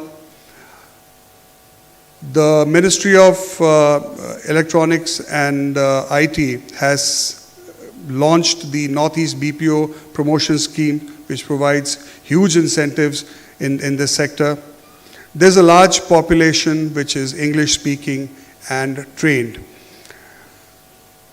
These create the opportunities for setting up data centers, setting up BPOs, KPOs, IT-enabled sectors, facilities, IT training and education, IT parks, tech cities, and e-commerce. Textile and handloom, another very, very well-known sector. We have 7.5 lakh handloom weavers and 2.38 lakh handlooms in the region. 22.86% of the total silk production of India comes from the Northeast region. and you have the well-known varieties of Eri and Muga silk. The largest importers of the silk is USA, followed by UAE, UK, and Italy. There is traditional jewelry that is made from bamboo, feathers, and beads, and bamboo and cane handicrafts, furniture, etc. All this lends itself very well into the global demand for environment-friendly products. Demand for design centers of handloom is there in the country, in this region, to tap into the talent that is there, the resources that are available there. Textile manufacturing. There has been a recent upsurge in use of specialty fibers like banana fibers, water hyacinth, pineapple leaf, etc. Setting up of apparel and garment factories, branding, marketing, and retail. The last sector, which is tourism. Like I said, it has a unique biodiversity. The natural beauty is brilliant. For those who've been there would understand what I'm saying. The tourist fall is now picking up. Post-COVID, data shows that tourist footfall is picking up in the Northeast region. It has 19 national parks and 65 wildlife sanctuaries, including 2 World Heritage Sites. Adventure and ecotourism are very, very popular here, trekking, camping, rafting, etc. And Northeast region is the home to many historical and religious sites. The opportunities for setting up of hotels, resorts, and especially homestays is tremendous. MICE tourism is picking up tremendously, and they're looking at newer and newer places to visit. Adventure tourism, the potential is enormous. Opportunities for destination development, river cruises, etc. So these are the sectors that I have briefly outlined. More detailed presentation on this will be made by the states, and then discussions that will follow in the B2B, B2G meetings. Just like to quickly update the House on what we've done so far. For the Hyderabad Roadshow, we've had, I think, close to 350 registrations, and many of you who are present here, so thank you for that. In Bombay, we had, I think, close to 400 odd registrations and about 300 attendees. So the going is good, the momentum is building up for the Northeast Global Investor Summit. At the state level, we've had participation of over 290 investors. Thus far, before coming to Hyderabad, we've got a commitment of over 40,000 crores already. The states have identified a shelf of investable projects, which they will talk about. We've held state roundtables. I want to emphasize here that this is not a Ministry of Donor show. This is Ministry of Donor acting just as a catalyst, as a facilitator. It is actually the states which own these projects. It's the states which will be talking to you and telling you about the opportunities a little more. During the state roundtables, we've actually had an opportunity to share learnings about investment promotions with the states amongst themselves. There has been policy benchmarking, etc. Ease of doing business. 6 out of the 8 states already have single window systems. The other 2 are work in progress, which will be completed very shortly. Industrial promotion agencies are being set up, and industrial land banks have already been identified for the purpose of industry. So that brings me to the end of my presentation. I would once again welcome all of you to the Northeast. Thank you very much. We have some people here who are from Hyderabad who have invested in the region, and I thought it would be a good opportunity to listen to them. May I invite Mr. Sanjeev Kumar Singh, Head Strategic Business Development from Resustainability Limited, formerly Ramki. I think this is one wonderful step taken by Department of Northeast Region and the audience present and the guests present for having this show at Hyderabad. Selecting Hyderabad as one of the cities for doing this kinds of roadshow and telling us about what are the potentials in the Northeast region is really a good thing. And as far as the company where I have been asked, I have to share my experience of working in Northeast. I would just like to say that we are from RE Sustainability Limited, and the company is right now mainly doing all kinds of resource recovery and reuse, get more material out of the waste which is being generated by each one of us, by the industries, by the hospitals, by the construction demolition, by the electronic waste, and whatever is not being used, we are doing that. We are present not only in 29 states across the country, but we are also present in in the Middle East, in US and in Singapore. We are handling more than 25,000 clients across the world, and we are present across all the globe. The major focus of the company is to ensure that the waste management should not become a waste management, but it should become a resource recovery which gives less waste going to the environment. So we are into reduction, we are into resource recovery, we are into reuse of the waste. Hyderabad is one of the largest, having the largest resource recovery plant in Dundigal here and in Jawahar Nagar.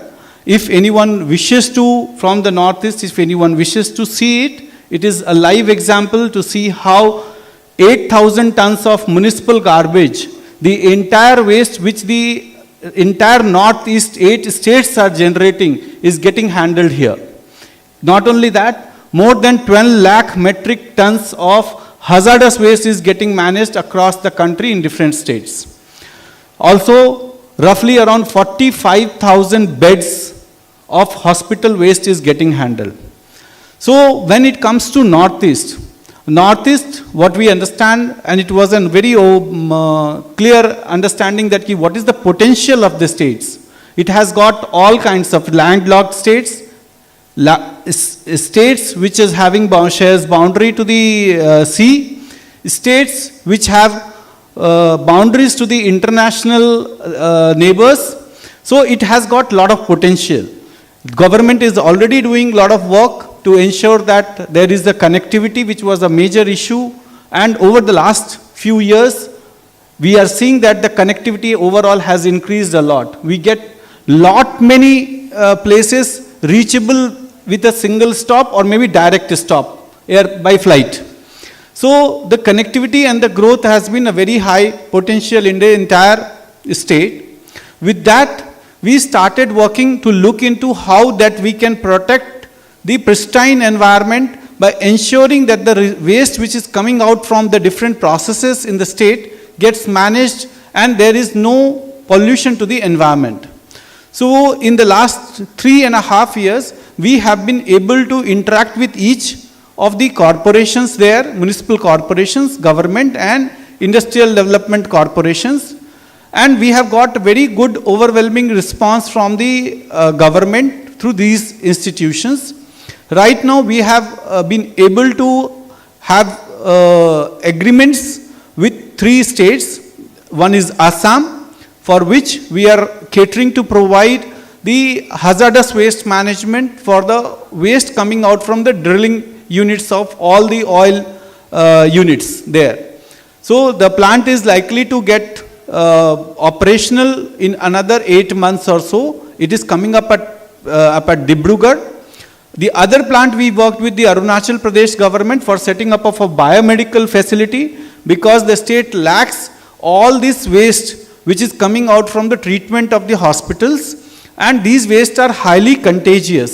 This needs to be treated within 48 hours as per regulation, and they cannot be just thrown anywhere. With the COVID experience, the government has become very keen there, and we have set up a facility in Arunachal Pradesh. We are also working very closely with Sikkim for handling all their pharma waste which is coming out. So these are the 3 states, and by doing so, there is an overwhelming response from the government to put in the facilities in their states or their cities. The response from the government has been really worth, and I would like to mention that they are giving so much of priority because basically this is a waste resource recovery is such an important activity that not only brings in whether international investors, but also is a requirement of the time, both in terms of human and nature environment.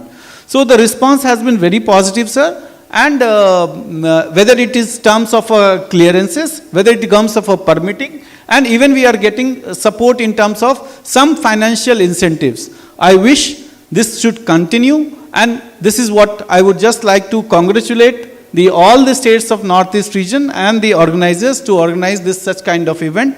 These are the things I would just like to close on. Thank you, sir. Thank you for giving us an opportunity to share our experience. This is just one example of how the Northeast is facilitating and attracting investments. To add to this, may I now invite Mr. Nagaraju AL, he is Managing Director of Devi Energies, to share his experience in the Northeast. We have taken up the initiative of developing a hydropower project in Arunachal Pradesh in the year 2014. Our project is one among 161 licenses government has allotted to various companies. Over the time, this is the only project that has seen the light. I want to confine myself to cover the contribution and the support that I received from the government while execution of this project, and the infrastructure availability while executing this project, and the availability of the manpower. These are the main issues for any industry to grow up. Coming to the government support, this is an extraordinary initiative from the government, and they have the cooperation from time to time. This being a Himalayan state, most of the terrain is hilly terrain. This state borders with almost 4 countries. There are infrastructure bottlenecks, like in terms of transmission system availability, connecting roads, availability of skill. Somehow, we overcame all these.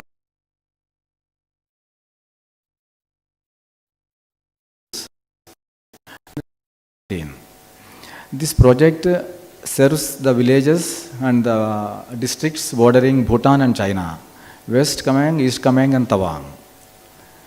Now we are looking forward to develop a couple of such projects, both hydro and solar projects in the northeastern states. After this meeting is over, we will explore with other states.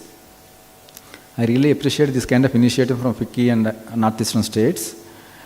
We look forward to attend such kind of things to